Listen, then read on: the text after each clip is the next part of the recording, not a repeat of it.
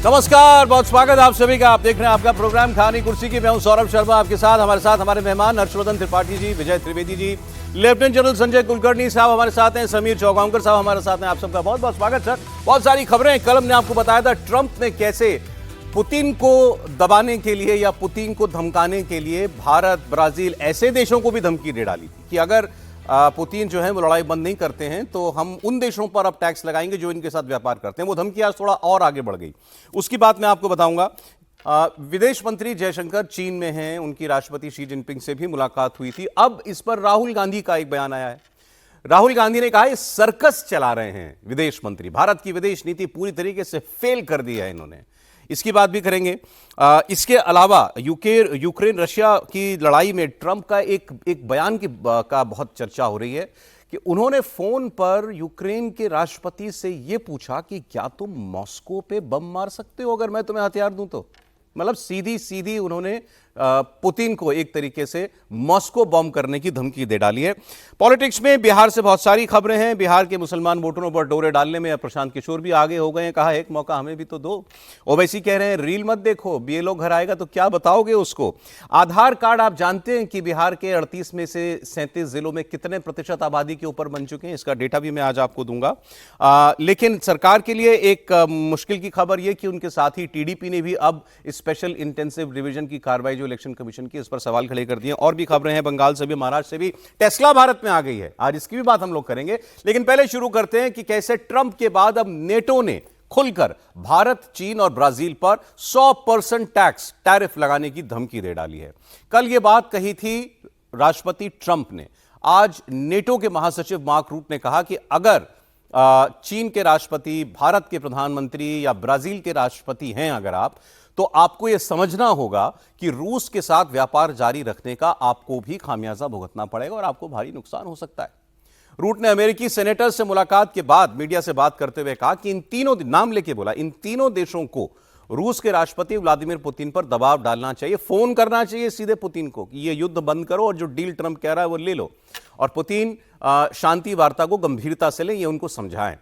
NATO chief ने 3 देशों पर सेकेंडरी टैरिफ्स लगाने की धमकी दी जो कल ट्रंप ने दी थी। उन्होंने कहा कि अगर ये देश रूस से तेल और गैस खरीदना जारी रखते हैं तो इन देशों के ऊपर 100% सेकेंडरी प्रतिबंध लगाए जाएंगे। तो ये मामला अब और आगे बढ़ता हुआ जा रहा है। अब तो नाम लेके धमकी दी जा रही है जिसमें भारत शामिल है। तो मैं आपको वो ट्रंप का कल का वो बयान भी सुना देता हूं और आज नेटो चीफ ने इस पर क्या कहा, ये भी सुनिए। आज आप यहाँ इसलिए आए हैं क्योंकि आपको पता चला है हम रूस से बहुत नाखुश हैं। मैं भी नाखुश हूँ, लेकिन हम इस पर किसी और दिन बात करेंगे। और अगर 50 दिनों में कोई समझौता नहीं हुआ तो हम बहुत बड़े टैरिफ लगा देंगे, करीब 100% टैरिफ। आप इन्हें सेकेंडरी टैरिफ कहेंगे। आप जानते हैं इसका क्या मतलब है।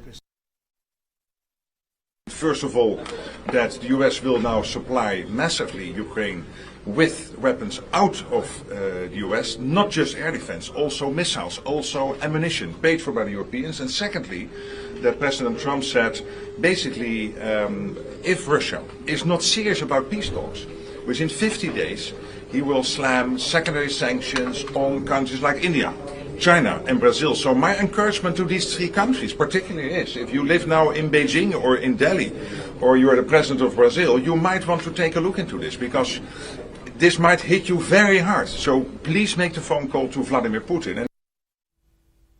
अब पुतिन को कौन फोन करेगा ये तो पता नहीं, लेकिन भारत तेल खरीदना बंद करेगा क्या रूस से? भारत ने इस लड़ाई के दौरान, जब बहुत लड़ाई शुरू हुई और उसके बाद अमेरिका तो सीधे तौर पर मदद कर ही रहा था, बड़ा दबाव था भारत के ऊपर, लेकिन तब भी भारत ने रूस से तेल खरीदना बंद नहीं किया, बल्कि यूरोप को जाकर के ये बताया कि हमसे ज्यादा तो तुम खरीदते हो तेल, और हम ना खरीदें तो ये सोचो तुमको तेल की कीमत कितनी अदा करनी पड़ेगी, क्योंकि पूरी दुनिया में तेल के दाम बढ़ जाएंगे। अब ये नई धमकी आ गई है। तो जरा पहले इसको समझते हैं। कल भी हमने बात की थी सर, जनरल साहब, कल ट्रंप ने बोला, आज नेटो चीफ ने इस बात को खुल करके कहा कि दिल्ली, ब्राजीलिया या बीजिंग में हो तो मॉस्को फोन घुमाओ। देखिए सौरभ, बात साफ है, और ये कि ट्रंप जो हैं पुतिन के अच्छे दोस्त हैं। पिछले 6 महीने से उन्होंने पुतिन को पूरी छूट दे रखी है, और अब 50 दिन और छूट दे रहे हैं। आप समझ सकते हैं कि कितना दबाव वो, मकसद एक जो मुझे लगता है ट्रंप चाहते हैं कि किसी प्रकार रूस जो है चीन की तरफ ना जाए, और सेनेट के अंदर भी जबरदस्त दबाव आ रहा है ट्रंप के ऊपर कि आप मिडिल ईस्ट नहीं, आप ईरान नहीं, आप यूरोप नहीं, आप चीन को संभालें, और चीन ज़्यादा खतरनाक है, ये सब संभल जाएंगे। इसलिए मुझे लगता है कहीं ना कहीं जो पुतिन हैं उन्हें लग रहा है कि डोनेट्स्क, लुहांस्क का एरिया, जापोरिजिया का एरिया, खार्किव का एरिया, खेरसों का एरिया, ओडेसा, क्रीमिया, इसको लेकर के चुपचाप और थोड़ा बहुत उसके आगे बफर लेंगे, उसके बाद वो लड़ाई छोड़ देंगे। जो सोच रहे थे कि पूरा यूक्रेन लेंगे, नहीं ले पाएंगे, क्योंकि जिस प्रकार से पुतिन चल रहा है, तो तकरीबन 526 स्क्वायर किलोमीटर इलाका लिया है। पुतिन को 70 साल लगेंगे यूक्रेन के ऊपर कब्जा करने के लिए, तो पुतिन को भी अपनी ये मालूम है।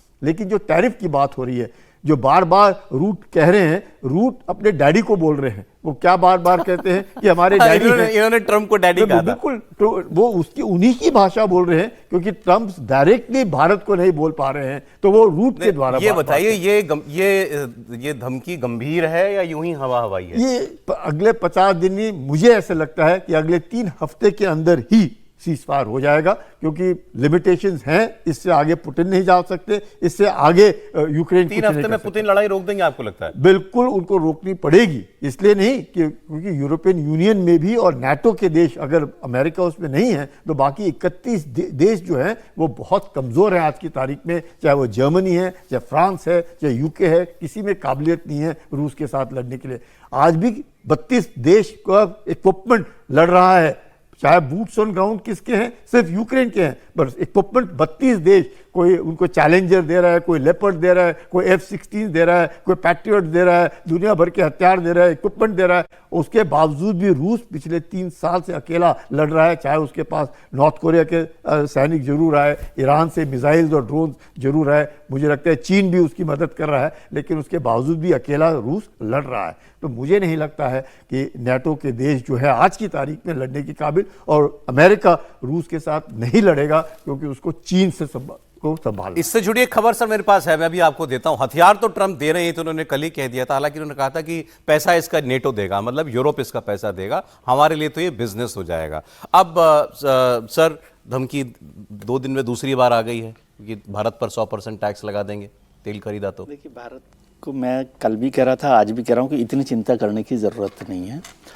वो उनकी धमकियाँ, फिर उसको कैसे बढ़ाना है, कैसे आगे नहीं बढ़ाना है। अभी सर ने भी बात कही कि उनकी जो सारा फोकस है चाइना को लेकर है, कि चाइना पर कैसे काम करना चाहिए, कैसे कंट्रोल करना चाहिए। और इस बात को भी कल शायद हमने चर्चा की थी कि पुतिन को 50 दिन देने का मतलब 50 दिन की और मोहलत दे देने का काम है। मतलब कोई वो धमकी के तौर पे मत समझिए, दोस्ती के तौर पे समझिए कि ठीक है, एक चलिए आप इसमें 50 दिन और मिले आपको, उसमें काम कीजिए। और पुतिन को भी चाहिए कि कुछ ना कुछ रास्ता निकाल के यहाँ पर अब सीज फायर पर आए, युद्ध विराम पर आए। नेटो के देश और जो पूरा यूरोप जो है जिस तरह से खड़ा हुआ है, चाइना के साथ वो किस तरह से कर सकता है। मैं अब भी समझता हूँ कि मतलब अमेरिका सबसे बड़ा देश है, ताकतवर देश है दुनिया के, लेकिन भारत को भी इतना कमज़ोर आप मत समझिए। ये बात कमज़ोर की नहीं है, मतलब ये कि भाई क्या वो यूनिलैटरल ये फैसला ट्रंप कर सकते हैं? नहीं, यूनिलैटरल फैसला वो तब तक कर सकते हैं जब तक हम माने नहीं। मानेंगे जब देखी जाएगी ना कि क्या फैसला हो रहा है, क्या नहीं हो रहा। मुझे नहीं लगता कि भारत जो है ट्रंप के इस तरह के दबाव में अब आने वाला है। पहले भी कभी नहीं आया। आप वो सीज फायर के 15 बार में सीज फायर में मान लिया था क्या आपने? उनकी बात को मान लिया है? लेकिन ट्रंप, हाँ, तो फिर ट्रंप साहब जो बोल, आप ट्रंप साहब को तो बोलने से नहीं रोक सकते ना। ठीक है, वो जो बोल रहे हैं ठीक है, लेकिन उनका, आपका लेकिन जो देखिए, आप सबका मतलब सर का असेसमेंट ये है, मिलिट्री माइंड असेसमेंट आपका ये है कि भाई ये लड़ाई लंबी नहीं चलेगी, वैसे भी बंद होनी है। और तो ट्रंप ने कह दिया 50 दिन, उससे पहले आपको लगता है? कल मेरे ख्याल से बहल साहब थे, एयर कमांडर साहब, उन्होंने भी ऑलमोस्ट यही बात कही थी। उन्होंने कहा था कि मुझे लगता है डील हो चुकी होगी इनकी पुतिन के साथ, 50 दिन और दे दिए कि जिसमें जो तुमको समेटना है यूक्रेन में तुम अपना समेट लो। लेकिन अगर ऐसा है तो अब एक और मैं खबर आपको बता रहा हूं, वो दुनिया में बड़ी चर्चा में। इससे अगली खबर, एक फोन कॉल की चर्चा है बड़ी। वो फोन कॉल हुई ट्रंप और यूक्रेन के राष्ट्रपति जेलेंस्की के बीच में, और उसमें दावा यह किया गया, जो खबरों में लिखा, रॉयटर्स की खबर है, कि ट्रंप ने जेलेंस्की से यह पूछा कि अगर मैं तुम्हें लॉन्ग रेंज वेपन दूं तो क्या तुम मॉस्को पे हमला कर सकते हो? यह ट्रंप ने जेलेंस्की से पूछा, मैं हथियार दूंगा, तुम हमला करने के लिए तैयार हो? का तैयार हो क्या? मुझे जहां तक याद है सीधी बात मॉस्को तक तो नहीं पहुंची भी तो एक आध बार, लेकिन आउटस्कर्ट्स वगैरह पर कभी कुछ हमला हुआ है। तो अब अगर ट्रंप यहां तक जा रहे हैं कि भाई पुतिन नहीं मान रहा, और वो कह चुके हैं कि भाई पुतिन से मैं बहुत निराश हूं, मुझे बहुत उनके रुख से बड़ी निराशा है, तो अब क्या वो इस बात को यहां तक बढ़ाएंगे? और अगर अमेरिका ये इस तरीके से सीधे सीधे पुतिन या रशिया से लड़ाई मोल ले रहा है तो फिर लड़ाई खत्म होने की बजाय कहां जाएगी त्रिपाठी जी? नहीं, देखिए, सबसे पहले तो ये अभी आपने कहा कि वो नाटो के जो सज्जन हैं, ये जो भी इनका नाम है, ये ट्रंप को डैडी या क्या बोलते हैं, तो बात सही है, इन लोगों के लिए तो डैडी ही रहा है अमेरिका। लेकिन एक बात पिछले कुछ समय में साबित हो गई, अब अमेरिका दुनिया का डैडी नहीं रहा। जो वो तय करता था, जो करा लेता था, वो करने की स्थिति में नहीं है। मेरा थोड़ा सा डिफरेंट टेक है। कोई समझौता नहीं हुआ है, ये युद्ध रुक पाएगा या नहीं रुक पाएगा इसका कोई अनुमान नहीं लगा सकता है। क्यों नहीं लगा सकता है? समझौता तो दरअसल पुतिन पहली ही बातचीत में करने को तैयार हो गए थे, लेकिन ट्रंप का जो अंदाज है कि मैंने कहा हो गया, मैंने ये दबाव बना के करा दिया, ये पुतिन जैसे आदमी को बर्दाश्त नहीं है, हो भी नहीं सकता है।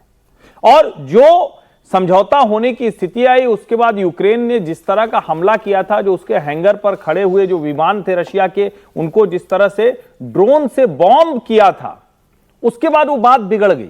उसके तुरंत बाद रशिया ने 3 बड़े शहरों पर यूक्रेन में तबाही मचा दी, कुछ नहीं कर पाया अमेरिका। और उस वक्त का ट्रंप का बयान सुनिए तो वो ऐसे कह रहे हैं कि भाई थोड़ा कम मारो, ठीक है तुम्हें चोट लगी तो तुम भी मारोगे, लेकिन थोड़ा कम मारो।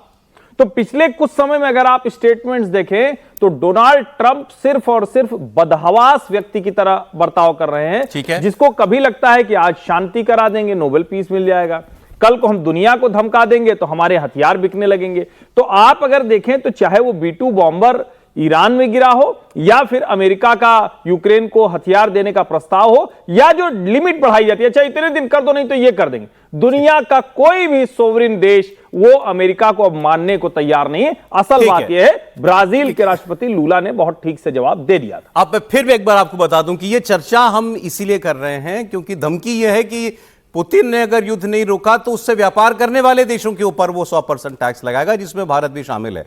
अब जेलेंस्की को भी कुछ आश्वासन दिए हैं ट्रंप ने कि मैं तुम्हें हथियार दूंगा। अभी तक तो ये बात हुई थी, ट्रंप ने खुद कहा था कि हम एयर डिफेंस सिस्टम अपना पेट्रियट वो इनको देंगे, लेकिन अब बात आ रही है कि नहीं, हमको ऑफेंसिव वाले हथियार भी जो है, लॉन्ग रेंज वेपन, वो भी इनको देने के लिए तैयार है। फोन पर बात हुई जेलेंस्की और ट्रंप की, सुनिए जेलेंस्की ने क्या बताया। Продуктивно, я вдячний президенту Трампу за готовність підтримувати захист життів наших людей. Ця війна, вона триває тільки через Росію, тільки через бажання Путіна продовжувати війну. Про це з президентом Трампом ми говорили з представниками Конгресу, ми працюємо на рівні наших команд України та Сполучених Штатів Америки, щоб забезпечити необхідні нам сили і засоби для захисту життів, для захисту нашої держави.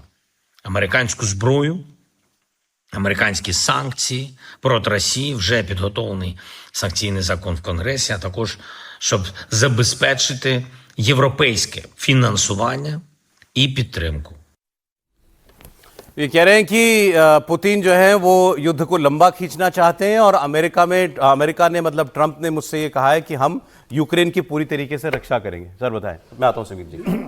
देखिएगा, जेलेंस्की को एक तरीके से फिक्र भी है कि अगर और ज़रूर जिस प्रकार से ट्रंप ने पैट्रियट देने का दिया है, और वो भी जिसका रेंज 150 किलोमीटर है, इंटरसेप्टर्स हैं, चाहे वो फाइटर्स हैं, मिसाइल्स हैं, क्रूज मिसाइल्स हैं, बैलिस्टिक मिसाइल्स हैं, सबको गिराने की काबिलियत रखते हैं। ATACM देने की कहा है तकरीबन, जिसका रेंज 300 किलोमीटर है, फिर और भी ज़्यादा है। तो पहले जगह अगर देखें लड़ाई शुरू हुई तो अमेरिका बाइडन के नीचे वही हथियार दे रहा था जो कि यूक्रेन रूस के ऊपर ना भारी हो पड़े, बल्कि सिर्फ यूक्रेन के अंदर ही, बिल्कुल जो एरिया रूस ने कब्जा किया है उसको लेने की उसको मदद मिले। लेकिन अब जिस प्रकार से ट्रंप उन्हें कह रहे हैं कि उनके पास हथियार देने की काबिलियत है और वो डीप जाएंगे, चाहे मॉस्को के लिए शायद उन्होंने एक बार से बात मॉस्को या सेंट पीटर्सबर्ग, क्या कि भाई avoid, as far as possible avoid, मत करना मॉस्को के ऊपर, नहीं तो कहीं भड़क जाएगा तो और ज़्यादा फैल जाएगी लड़ाई। लेकिन जिस प्रकार से पैट्रियट्स है, क्योंकि इजराइल को भी चाहिए ईरान के बरखिलाफ, अगर ईरान के वहाँ लड़ाई छिड़ गई, इसका मैन्युफैक्चरिंग इतना नहीं है, इसलिए बाकी देश देने की बात कर रहे हैं। कनाडा हुआ, यूके हुआ, फिनलैंड हुआ, स्वीडन हुआ, डेनमार्क हुआ, नीदरलैंड हुआ, कि हथियार, उनके जो पुराने हथियार हैं वो पहले इनको दिए जाए, और उनके हथियार नेटो, इसलिए वो बार बार कह रहे हैं ट्रंप कि नेटो खरीदेगा और नेटो खरीदने के बाद इनको देगा। आपको नहीं लगता कि ट्रंप ज़ेलेंस्की के जरिए मॉस्को या मतलब बड़े शहरों पर रूस के हमला करवाएंगे? मुझे लगता है ट्रंप और पुतिन बहुत अच्छे दोस्त हैं, यही कारण है कि पुतिन इतना आज तक ये कर पाया है जो कर रहे हैं। ठीक सर, अगली खबर में राहुल गांधी का बयान था एक्चुअली, मैंने क्या सोचा इसलिए आपको उसी पर मैं लूं, ठीक है। राहुल गांधी के एक्सपर्ट, तो खबर वैसे तो चीन से आई लेकिन राहुल गांधी इसमें जुड़ गए। एससीओ की बैठक में विदेश मंत्री जयशंकर ने चीन के सामने पाकिस्तान पर आतंकवाद को बढ़ावा देने, आतंकवाद को पालने पोसने का सीधा इल्जाम लगा दिया। भारत के विदेश मंत्री ने पाकिस्तान को राष्ट्रपति शी जिनपिंग के सामने ही कड़ा संदेश देते हुए कहा कि भारत आतंकवाद को बिल्कुल बर्दाश्त नहीं करेगा और हम जवाब देंगे जैसा दिया। भारत आतंकवादियों के खिलाफ कठोर कार्रवाई करेगा। और इसके साथ ही उन्होंने पाकिस्तान की मदद करने पर चीन को भी अपने अंदाज में चेतावनी भी दी। जयशंकर ने पहलगाम आतंकवादी हमले के जवाब में पाकिस्तान पर हुए ऑपरेशन सिंदूर की कार्रवाई को बताया भी और सही भी ठहराया। जयशंकर का ये रुख देखकर पाकिस्तान और चीन में जरूर ये बात हुई होगी कि भारत ने यहां आकर के हमारे सामने ये बात कह दी। जयशंकर ने इस दौरान ये भी कहा कि ये एससीओ जो बना था, ये बना ही था 3 मुख्य उद्देश्यों के लिए: आतंकवाद, अतिवाद और अलगाववाद। इन तीनों पर रोक लगाने के लिए ही ये सारे देश एकजुट हुए थे। तो उन्होंने याद दिलाया कि हमारे जो मूल उद्देश्य थे इस ग्रुप के, इन देशों के, वो हमको याद रखने चाहिए और उनसे हटना बिल्कुल नहीं चाहिए। तो वो एक किस्म से बाकी देशों को और खासकर चीन को ये कह रहे थे कि भाई अब तुम तो इस ग्रुप का लीडर तो चीन को माना ही जाता है कि भाई आप इन उद्देश्यों को याद कीजिए जिसके लिए ये जो है गुट जो है ये बनाया गया था। अब इसमें राहुल गांधी कहां आते हैं वो मैं आपको बताता हूं। अब ये जो मीटिंग हुई शी जिनपिंग के साथ, इसके बाद राहुल गांधी ने एक ट्वीट किया। अब राहुल गांधी का ट्वीट क्या कहता है मैं आपको दिखा देता हूं। राहुल गांधी ने ट्वीट करके ये कहा है कि एस जयशंकर वहां गए चीन में, तो मुझे लगता है कि चीन के फॉरेन मिनिस्टर अब मोदी जी को भी ये बताएंगे कि भारत और चीन के रिश्ते कैसे हैं। ताना था कि भाई भारत का विदेश मंत्री जाके शी जिनपिंग को बता रहा है कि रिश्ते अच्छे हो रहे हैं हमारे आपके, तो उनका विदेश मंत्री भी आगे मोदी जी को बताएगा शायद। फिर आगे उन्होंने कहा कि जो हमारी एक्सटर्नल अफेयर्स मिनिस्ट्री है ये एक सर्कस चला रही है। उनके शब्द हैं, the EEM is now running a full blown circus aimed at destroying India's foreign policy. Bharat की विदेश नीति को तबाह करने के लिए ये सर्कस चला रहे हैं एस जयशंकर, ये उनका कहना है। इस पर जयराम रमेश का भी रिएक्शन है, वो भी सुन लीजिए। चीन का मुद्दा बड़ा मुद्दा है, सामान्य स्थिति नहीं है चीन के साथ, वो भी एक बड़ी चुनौती है हमारे लिए है। चीन पर एक चर्चा नहीं हो पाई, एक सवाल नहीं उठाने की अनुमति दी गई है। नवंबर 1962 में जब युद्ध हुआ था, आक्रमण हुआ था चीन का भारत पर, लोकसभा और राज्यसभा में बहस हो रही थी। अटल बिहारी वाजपेयी बोल रहे थे, पंडित जवाहरलाल नेहरू बैठे हुए थे, सुन रहे थे, आक्रमण हो रहा था। और आज देखिए पिछले 5 साल से प्रधानमंत्री ने तो 19 जून 2020 को क्लीन चिट दे दी चीन को, और 5 साल से इस क्लीन चिट के कारण कोई बहस नहीं हो पाई है लोकसभा में और राज्यसभा में, और स्थिति सामान्य नहीं है। अभी अभी एक जो हमारे deputy chief of army staff हैं राहुल सिंह जी, उन्होंने खुलासा किया है कि ये जो युद्ध हुआ है पाकिस्तान के साथ, ये असली बात ये है कि हम चीन के साथ लड़ाई लड़ रहे थे और चीन का कब्जा पाकिस्तानी वायुसेना पर बिल्कुल 100% है। तो ऐसे खुलासे हो रहे हैं, तो चीन पर बहस होनी चाहिए ना, क्या स्थिति है, क्या स्ट्रेटेजिक चुनौतियां हैं। अब राहुल गांधी की कांग्रेस पार्टी की ने जो बात की है, जाहिर इसमें राजनीति भी है ही है। एक बार जरा राजनीति को साइड करें तो इन्होंने कहा क्या चीन से आपके रिश्ते अच्छे हैं? क्या चीन ने आपके खिलाफ काम नहीं किया? ऑपरेशन सिंदूर में क्या चीन आपके खिलाफ पाकिस्तान की मदद नहीं कर रहा था? हथियार से लेकर के इंफॉर्मेशन, सैटेलाइट इमेजिंग, एवरीथिंग, सब कुछ चीन कर रहा था। तो हमारा व्यवहार ऐसा क्यों है कि सब कुछ सामान्य है? सर, ये सवाल तो मेरा भी है कि हम ऐसे क्यों बिहेव कर रहे हैं कि भाई नहीं, चलो ठीक है, आप और हमारा तो सब ठीक ही चीज, सब चलता रहता है। इतनी छोटी बात नहीं है ना जो अभी 3 दिन की लड़ाई हुई है। देखिए, भारत ने यह कहा है कि बहुत सामान्य है चीन के साथ हमारे संबंधों को। भारत ने कहीं नहीं कहा। जयशंकर जी अभी चाइना गए थे, इसके विरुद्ध हमारे रक्षा मंत्री राजनाथ सिंह गए थे। राजनाथ सिंह ने तो जॉइंट डिक्लेरेशन पे साइन करने से मना कर दिया। अगर सामान्य होता तो रक्षा मंत्री उस पर सिग्नेचर करके आते। उन्होंने बोल दिया कि इसमें आतंकवाद का, पहलगाम का जिक्र नहीं है, हम इसमें हस्ताक्षर नहीं करेंगे। भारत ने उनके घर में जाके वहां पर अपनी आपत्ति दर्ज कराई, रक्षा मंत्री बिना हस्ताक्षर के लौट कर आए। जयशंकर गए, जयशंकर ने बहुत खुलेआम इस बात का जिक्र किया कि भाई किस तरीके से हो रहा है। इसके पहले ब्रिक्स में प्रधानमंत्री मोदी गए, तो प्रधानमंत्री मोदी ने बहुत क्लियर कट चाइना को संदेश दिया है ब्रिक्स के अंदर कि किस तरीके से पाकिस्तान को मदद की जा रही थी या विदेशी ताकतें किस तरीके से हस्तक्षेप करने की कोशिश कर रही है। तो समय समय पर विदेश नीति और देश के प्रधानमंत्री ने बहुत स्पष्ट शब्दों में, वो चाइना हो, पाकिस्तान हो या कोई दूसरे देश हो जो भारत के मामले को लेकर विपक्षी देशों को, विरोधी देशों को सपोर्ट करते हैं, उसको आईना दिखाने का काम किया है।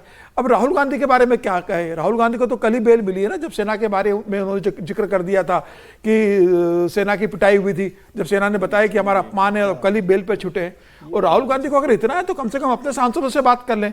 उन्हीं की तो केरल के सांसद शशि थरूर गए थे ना सर्वदलीय सांसदों का डेलीगेशन में, वो तो तारीफ कर कर आए। उन्होंने देश में आने का कि भारत की विदेश नीति बहुत बेहतर रही है। वो सलमान खुर्शी से बात कर लेते, वो आनंद शर्मा से बात कर लेते हैं। हालांकि ठीक है कि सर्वदलीय बैठक सोनिया गांधी ने कल बुलाई थी, उसमें शशि थरूर नहीं आए, लेकिन मुझे लगता है कि राहुल गांधी को शशि थरूर से पूछना चाहिए था कि भाई जब आप तारीफ कर रहे हैं तो उसके पीछे क्या कारण है, तो उनके अपने ही सांसद बता देंगे। तो मोदी जी को जाना चाहिए, हमने कल भी बात की थी, एससीओ समिट पे जाना चाहिए, चीन में होगा, देखिए अगले महीने है शायद। बिल्कुल जाएंगे प्रधानमंत्री मोदी। मोदी जी को तय करता है जाना है कि नहीं जाना है, लेकिन मुझे लगता है कि प्रधानमंत्री जाएंगे। रक्षा मंत्री चीन होकर आए, विदेश मंत्री होकर आए, प्रधानमंत्री भी जाएंगे। इनसे पहले अजीत डोभाल भी होकर आए, प्रधानमंत्री जाएंगे और अपनी बात बहुत स्पष्ट तरीके से कहेंगे। और प्रधानमंत्री सभी मंचों पर जाके अपनी बात को बहुत स्पष्ट तरीके से कहते हैं, चाहे वो ब्रिक्स का मामला हो, चाहे तमाम दुनिया के तमाम तरह के जो मंच है, बहुत स्पष्ट बात। आप कहें चीन से बात करने में कोई दिक्कत नहीं, करनी ही चाहिए, होना ही चाहिए। देखिए, कूटनीति में तो बात करना ही पड़ती है, टेबल में तो नहीं। वो उन्होंने याद दिलाया, वाइस आर्मी चीफ ने बताया था ना कैसे कैसे मदद कर रहा था चाइना पाकिस्तान की। इसमें कोई शक नहीं, चीन हमारा पड़ोसी है और चीन के साथ बात करना, क्योंकि डेटर भी करना है, उसके साथ नेगोशिएट भी करना है, but always from a position of strength. और वो डेटरेंस के तौर पर जब हम बात करते हैं, अभी जैसे हम लोगों ने डिसएंगेजमेंट किया, और डिसएंगेजमेंट के बाद जिस तरीके से डी एस्केलेशन होगा वो तभी होगा जब बातचीत करेंगे। ये ज़रूरी नहीं कि चीन जो कहेगा वो मान रहे हैं, कोई चीज़ मान नहीं रहे। हम बिल्कुल आंख में आंख डाल करके बात करते हैं, जो भी है, चाहे वो LAC के ऊपर है, कोई दिक्कत नहीं आती है। लेकिन एक पड़ोसी होने के नाते, और खासकर ऐसा पड़ोसी जिसका पाकिस्तान एक स्टूज बन के बैठा है, अब वो बांग्लादेश को साथ में लेकर कोशिश कर रहा है, म्यांमार में चीन अब घुस गया है। तो ऐसे हालात देखते हुए बहुत ज़रूरी है कि हम लोगों ने अपने आप को यकीनन सिक्योर रखना है, लेकिन बातचीत करते रहना चाहिए। ये नहीं है कि बातचीत बंद होनी चाहिए, बातचीत बंद होगी तो दिक्कत होगी, बातचीत होनी चाहिए। राहुल जी कह रहे हैं सर्कस चला रहे हैं जयशंकर जी। देखिए, मैं हमेशा कहता हूँ, और जाहिर है कि उस पर कांग्रेस वाले लोग बहुत नाराज हो जाते हैं, गुस्से में आ जाते हैं। नेता प्रतिपक्ष इतना स्तरहीन कभी देश में नहीं रहा। आप भारत के विदेश मंत्री की यात्रा को सर्कस बता रहे हैं, विदेश नीति को आप इस तरह से सर्कस बता रहे हैं। किसका लाभ कर रहे हैं? इससे लाभ होगा चीन का। अब चीन में तो कोई डेमोक्रेसी तो है नहीं, डिक्टेटरशिप है। वो लोग जिस तरह से पलक पावड़े बिछाकर भारत के साथ रिश्ते सुधारने की बात कर रहे हैं, उस पर कोई वहां का विपक्ष तो कहने वाला नहीं। चीन का पूरा विदेश मंत्रालय पिछले 6 महीने से इस एक्सरसाइज पर लगा हुआ है कि कैसे भारत के साथ रिश्ते बेहतर हों और शी जिनपिंग और नरेंद्र मोदी की एक मुलाकात कराई जा सके। कैसे हम, जितना डिसएंगेजमेंट एक इशू है, हर मुद्दे पर कैसे हम भारत के साथ रिश्ते बेहतर कर पाए। और पाकिस्तान को हथियार देके नहीं, ये दूसरा मसला है, इसको हमेशा आप समझिए। ये कहने में तो बड़ा अच्छा लगता है कि वो पाकिस्तान के साथ रहा, क्या किया, लेकिन वो तो आपके सामने लड़ने के लिए नहीं आया ना। हम इतना कह रहे हैं, हमारे सामने वो लड़ने के लिए नहीं आया ना। हम तो अभी तो ये हमने पीटा है ना पाकिस्तान को, वो भी तो हमसे बात कर रहा है ना। डिप्लोमेसी में क्या हम आज तय कर लें, ट्रंप ने कुछ बयान दे दिया तो नहीं बात करेंगे, चाइना से बात नहीं करेंगे, रशिया से बात नहीं करेंगे, हर से कुछ न कुछ मुद्दे पर। हर्षवर्धन जी, टर्की ने केवल बातों से समर्थन किया और ड्रोन दिए, तो अब टर्की तो हो गया भारत का दुश्मन। नहीं। और चीन ने जहाज भी दिया, मिसाइल भी दी, सैटेलाइट भी दी, सब दिया। फिर उससे हम डिप्लोमेसी करेंगे। इसको फैक्ट के साथ रखते हैं जिससे समझ में आए। टर्की मुस्लिम उम्मा को लेकर एक अलग तरह का गठजोड़ बनाना चाहता है। दोनों का फर्क, बेसिक फर्क समझिए आप।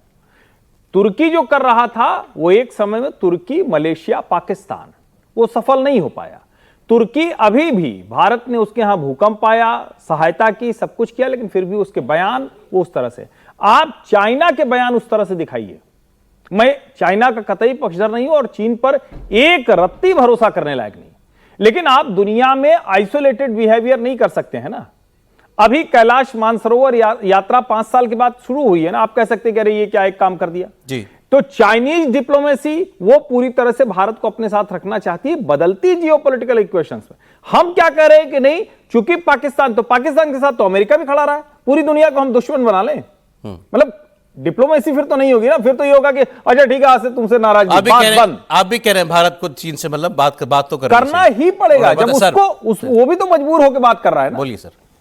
डिप्लोमेसी में राहुल गांधी के बयान पर भी सर्कस, नहीं, वो तो अच्छा बयान नहीं है, क्योंकि विपक्ष के नेता को विदेश मंत्री वहाँ पर जाएं तो, और विदेश मंत्रालय की नीति, मतलब विदेश नीति को लेकर भी इस तरह की बात करना बहुत उचित बात नहीं है, उस पर मैं नहीं जा रहा।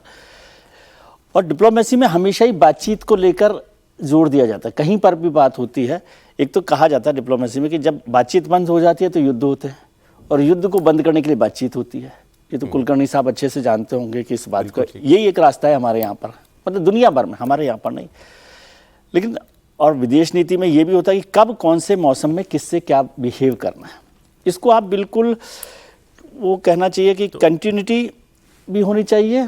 और एक आपके पास तो ये मौसम ठीक है चीन से बात करने, मौसम ठीक नहीं है, लेकिन मौसम ठीक बनाने के लिए भी बातचीत करनी होती है। और ये सारी एक्सरसाइज हो रही है कि समिट जो है, एससीओ की समिट, और इसमें मजबूरी समिट हो पाए, और चीन की मजबूरी है क्योंकि समिट वहां हो रही है, तो भारत यदि वहां पर नहीं है तो उसको बात होगी। अब इसको तो तर्क की बात कर रहे हैं कि चीन ने तो सबसे ज्यादा सपोर्ट किया पाकिस्तान को, और केवल युद्ध में नहीं, वो लगातार सपोर्ट कर रहा है। लेकिन जब बातचीत की बात करते हैं तो पाकिस्तान से ऐसा क्या, पाकिस्तान से भी तो बातचीत करके रास्ता निकाला जा सकता है ना।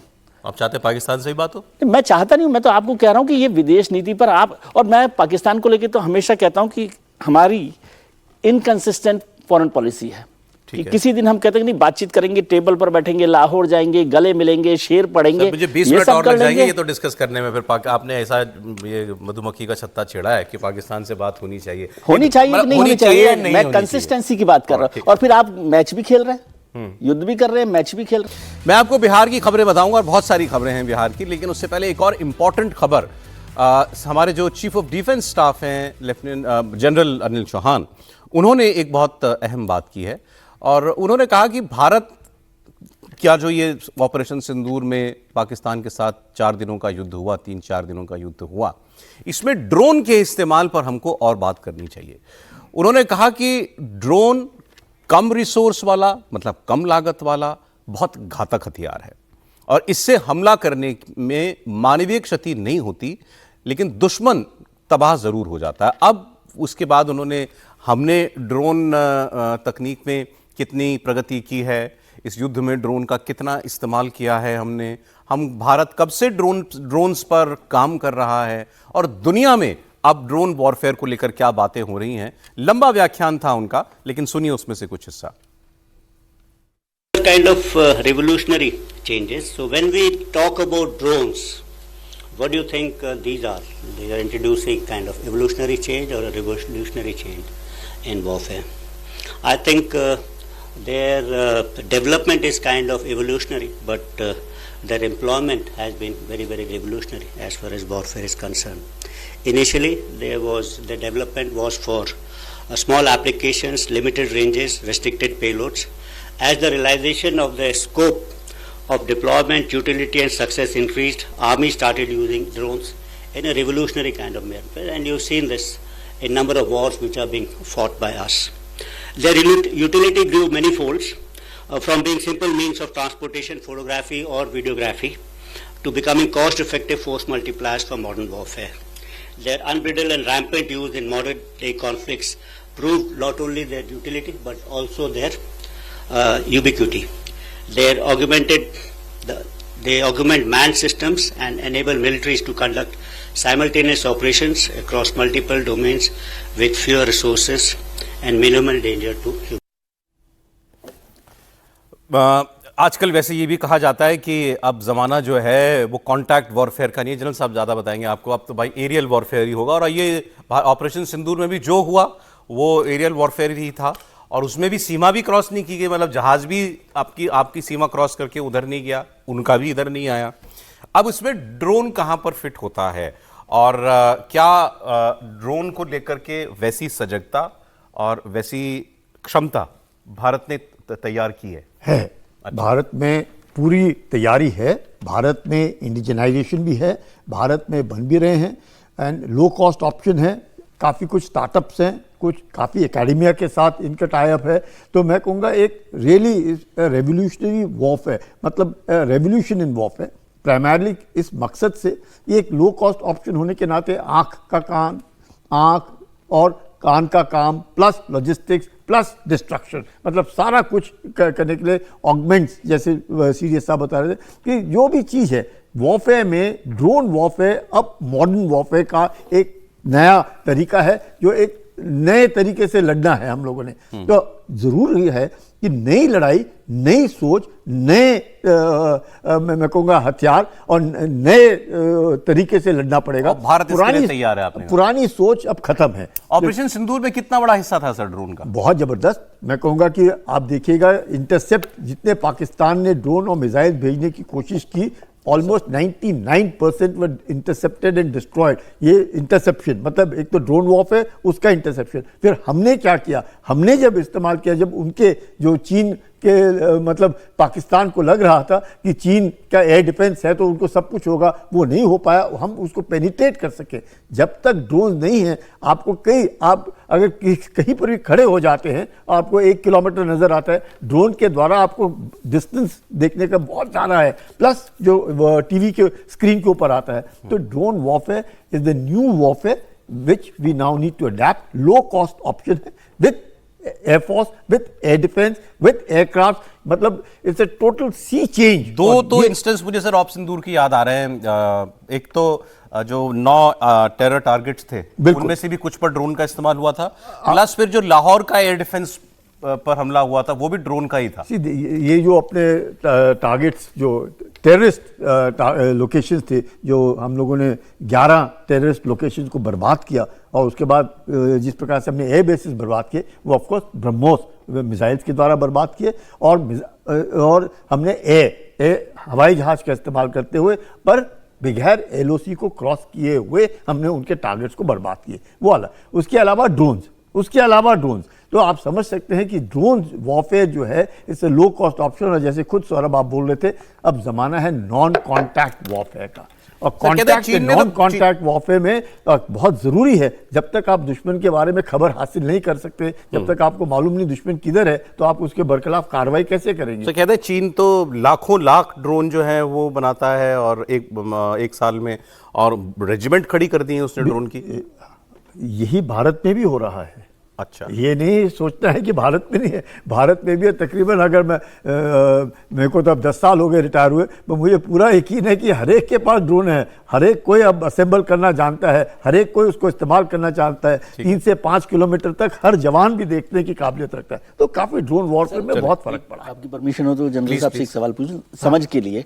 आपने कहा कि नई सोच और न्यू वॉरफेयर भी सिस्टम हमारा हो गया है, तो जो अभी हमारे बेसिक स्ट्रक्चर है आर्मी का, मतलब सेना का, उसमें आर्मी सबसे बड़ा एक कंटिजेंट है, तो क्या इसको भी पूरे रिवाइज करने का वक्त आ गया?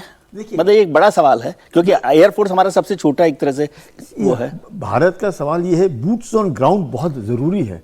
अगर आप बूट्स ऑन ग्राउंड नहीं रखेंगे, आपका LOC है और LAC है, मतलब आप किसी भी जगह पे आप you can not even give 1 inch of ground. उसको मद्देनजर रखते हुए ये कहना कि फौज अब कम कर सकते नहीं, फौज उतनी रहेगी, लेकिन उसका इस्तेमाल कैसे करना है, तो बूट्स एंड ग्राउंड कम नहीं होंगे। मेरे ख्याल से वो पूछना चाह रहे हैं कि ये drone warfare restructuring of the force, क्या ये एयरफोर्स के डोमेन में आता है या आर्मी के पास भी है, एयरफोर्स के पास भी है, नेवी के पास भी है, तीनों फोर्स। आइए अब रुख करते हैं कुछ राजनीतिक खबरों का। बिहार, कहा जाता है कि बिहार की राजनीति में सीमांचल एक ऐसा इलाका है जिसे हमेशा से किंग मेकर की भूमिका में देखा गया। अब प्रशांत किशोर की एंट्री हो रही है और इसके बाद सियासी हवा थोड़ी बदली है। बिहार बदलाव अभियान के तहत प्रशांत किशोर की पार्टी जनसुराज सीमांचल के गांव-गांव तक जाने की प्रयास में है। प्रशांत किशोर खुद कटिहार में हैं। शाम 4 बजे को एक जनसभा भी वहां पर करेंगे। और आपको बता दें, सीमांचल के 4 जिले किशनगंज, कटिहार, पूर्णिया, अररिया, यहाँ कुल मिला के 24 विधानसभा सीटें हैं। और यहाँ चुनावी हार जीत का फैसला सिर्फ विकास के वादों से नहीं होता, बल्कि हवा जातीय और खास तौर पर धार्मिक समीकरणों के साथ भी बहती है। और उनका इस बार मुसलमानों से कहना यह है कि तुमने हर किसी के पीछे चल के देख लिया, अब इस बार हमारा साथ दे दो। हमको आपसे वोट मांगने की जरूरत नहीं है। आप चाहे जितना विरोध कर लो, अपने आप की बात को रोकने की कोशिश कर लो, आपको चलना, आपके आने वाली पीढ़ियों को चलना जनसुराज में ही है। ये मेरा अहंकार नहीं है, इसलिए कि जीतेगा जनसुराज ही। क्यों जीतेगा जनसुराज? क्योंकि इस्लाम में ही तो बताया गया कि ईमानदारी से किया गया जद्दोजहद कभी बेकार नहीं जा सकता। और 3 बरस से जितनी ईमानदारी से जनसुराज के लोगों ने, हमने पसीना बहाया है, वो बिहार में किसी ने नहीं बहाया है। तो आपको सिर्फ इतना ही तय करना है कि आपको अभी से इस व्यवस्था में चलना है कि जीतने के बाद चलना है। अब वो जहां बोल रहे थे, पीछे बैनर आपने पढ़ा, उलमा के साथ सामाजिक और सियासी मशवरा। तो वो मिलने गए तो उलमा से मिल रहे हैं सीमांचल में जाकर के, और उन्होंने कहा कि आना आपको हमारे पास ही पड़ेगा, अब नहीं आओगे तो थोड़े दिन के बाद आओगे। बताएं त्रिपाठी जी। नहीं, हिट तो कर रहे हैं वो, और जो अंदाज है प्रशांत किशोर का, वो सचमुच कुछ लोगों को अपील करता होगा। हालांकि फिर वही बात है कि क्या इतनी जल्दी मुसलमान लालू जी को भूल जाएगा, इतनी जल्दी उसको लगने लगे कि कोई नया आदमी आ रहा है, कुछ कर लेगा। और अभी तो इन्हीं इलाकों में हमारे ओवैसी जी भी घूम रहे हैं, और वो भी लगभग ऐसी ही बात कर रहे होंगे। वो कह रहे हैं कि मुसलमानों को मुसलमान नेता नहीं मिलता, ये कह रहे हैं कि मुसलमानों को नेता ही नहीं सही मिल रहा है। वो ईमान की बात कर रहे हैं, वो इस्लाम की बात कर रहे हैं, तो अपील तो कर रही उनकी बात। और तेजस्वी यादव के भाषणों की मुश्किल ये है कि बड़ी वो कोई मुसलमान को अपील करने वाली बात नहीं करते हैं। उनके जो बातचीत होती है, जो अंदाज होता है, वो बड़ा घिसा पिटा सा दिखता है, एक फ्रेश एयर जैसा दिखते हैं प्रशांत किशोर। तो कितना उसका असर होगा ये अलग बात है, लेकिन सीमांचल में जहां लालू जी और नीतीश जी की अपनी अपनी पॉलिटिकल कैपिटल का मसला था, वहां ओवैसी घुसे 2020 में। 25 में प्रशांत किशोर भी उसका एक कॉर्नर हथियाने की तैयारी कर रहे हैं। और मैं इनकी कैंपेन को देख रहा था, पहले भी आपको याद होगा जब इन्होंने बहुत बड़ा किया था पटना में, तो वो जो अरब वाला गमछा होता है उसको वो डाल कर आए थे वहां। और वो बार बार ये कह रहे हैं कि मुसलमान का तो सबसे बड़ा संकट यही कहता वो है कि मुद्दों पर बात करो, और सबसे ज्यादा गुर्बत यहां है, सबसे ज्यादा जाहिलियत यहां है, लेकिन वो चला जाता है लालू जी के पीछे या नीतीश जी के पीछे। तो उनकी भी जो बात है वो बहुत लगने वाली है। और जैसे हम लोग कहते थे कि ओवैसी की तकरीर नौजवान सुनता है, तो क्या प्रशांत किशोर की बात मुसलमानों के एक बड़े हिस्से को समझ में आने लगी है, सुनाई देने लगी है? अगर सुनाई देने लगी है तो ये तेजस्वी यादव के लिए खतरे की घंटी। सर, लेकिन कहते तो ये हैं कि मुसलमान वोट उसी को करता है जो बीजेपी को हराए या यहाँ एनडीए है उसको हराए, तो इतना भरोसा प्रशांत किशोर पर कर पाएगा? देखिए, मुझे लगता है कि निश्चित रूप से प्रशांत किशोर बहुत बेहतर जनसुराज के रूप में जिस तरीके से काम कर रहे हैं, लगातार गांव-गांव का वो दौरा कर रहे हैं, कोई बहुत बड़ी रैलियां नहीं कर रहे हैं, गांव-गांव में उनकी जो टीम बैठ के कर रही है, तो उनको पता है। प्रशांत किशोर मजे हुए रणनीतिकार रहे हैं, ठीक है, राजनीति नहीं की, लेकिन राजनीति को बहुत बेहतर समझते हैं और बिहार से आने वाले नेता रहे। नीतीश कुमार के पार्टी में उपाध्यक्ष रहे, नीतीश कुमार के साथ लंबे समय राजनीति में रहे। वो बिहार की राजनीति को बहुत बेहतर, वो देश की राजनीति को समझते हैं, लेकिन बिहार की राजनीति को बहुत बेहतर समझते हैं। और आज जब वो एक पार्टी बनकर वहां चुनाव लड़ने जा रहे हैं तो वो इसे लगा गंभीर है। और बिहार में वो इस बात को जानते हैं कि मुसलमानों का किस तरीके से शोषण सभी राजनीतिक दलों ने करा। और उन्होंने भी कहा मुसलमानों से, पिछली बार जब जनसुराज की स्थापना हुई थी तो उस पहले ही भाषण में उन्होंने मुसलमानों से कहा था कि कब तक आप तेल बनकर आरजेडी के लालटेन को जलाते रहोगे। तो मुझे लग रहा है कि उनका संदेश बहुत साफ है कि आरजेडी का जो बड़ा वोट बैंक, वो जानते हैं कि यादव का बड़ा वोट बैंक उनसे टूटेगा नहीं। मुसलमानों को ऐसा वोट बैंक है जो वो तोड़ सकते हैं और वो उसी की ओर फोकस कर रहे हैं और सिर्फ मुसलमानों का नहीं, वो तो सभी पार्टियों में सेल लगाने के लिए वोट काम मिलेगा कर रहे हैं। आपको लगता है? निश्चित रूप से मिलेगा, सभी वर्गों का इस बार पीके को वोट मिलेगा। ऐसा नहीं कि वो सिर्फ मुसलमानों की पार्टी बन गए, जैसे आरजेडी को सबसे ज्यादा चिंता मुस्लिम वोट की है। निश्चित रूप से चिंता है आरजेडी को। आरजेडी को यह भी चिंता है इस बात की, अगर जिस तरीके से लगातार वो हमलावर है, अभी तो उन्होंने परसों बोल दिया कि भाई तेजस्वी चाहे तो कोई भी ट्यूशन क्लास लगा ले और मैट्रिक पास होकर दिखा दे, मैं राजनीति छोड़ दूंगा। तो वो लगातार जिस तरीके से तेजस्वी के शिक्षण के उसके ऊपर हमला कर रहे हैं, लालू प्रसाद यादव के ऊपर वो हमला कर रहे हैं, मुझे लग रहा है कि तेजस्वी यादव एक विकल्प के रूप में धीरे धीरे अपनी जगह बना रहे हैं। अब उन्हें कितना जन समर्थन मिलता है ये देखने वाली बात होगी, लेकिन उनका जमीनी आधार बहुत स्ट्रांग होते जा रहा है और उन्हें पूरी तरीके से खारिज नहीं किया जा सकता। समाज किससे का हर तुलना वर्ग- करें आप राजनीति में, आज भारत की राजनीति में किसी नेता या किसी पार्टी से तुलना करना चाहें तो प्रशांत किशोर की अप्रोच की किससे तुलना की जा सकती है? केजरीवाल से? केजरीवाल के रास्ते पर वो चलते दिख रहे हैं, लेकिन एक थोड़ा सा उससे अलग कर रहे हैं, क्योंकि वो जानते हैं कि केजरीवाल ने जिस तरह से काम किया उससे भी थोड़ा बच के उनको रहना है अभी। लेकिन एक तो समझिए, हिंदुस्तान की राजनीति का यदि इतिहास देखें पीछे आज़ादी के बाद से, तो मुसलमानों का कभी भी कोई मुस्लिम लीडर नहीं रहा मोटे तौर पे। मुसलमानों ने मुस्लिम लीडर को स्वीकार नहीं किया, एक तरह से यूँ समझ लीजिए, या कोई बड़ा नेता नहीं बन पाया, एक फैक्ट बात है। लेकिन पांडे जी जो हैं वो सीमांचल में, आपने भी खेल कर दिया किस तरह से, नहीं इसमें क्या है, हाँ नहीं ठीक है, आपत्ति है उनको, प्रशांत जी को या उनको आपको? तो है, उनको ही है। अच्छा, तो पांडे तो वो हैं ही ना।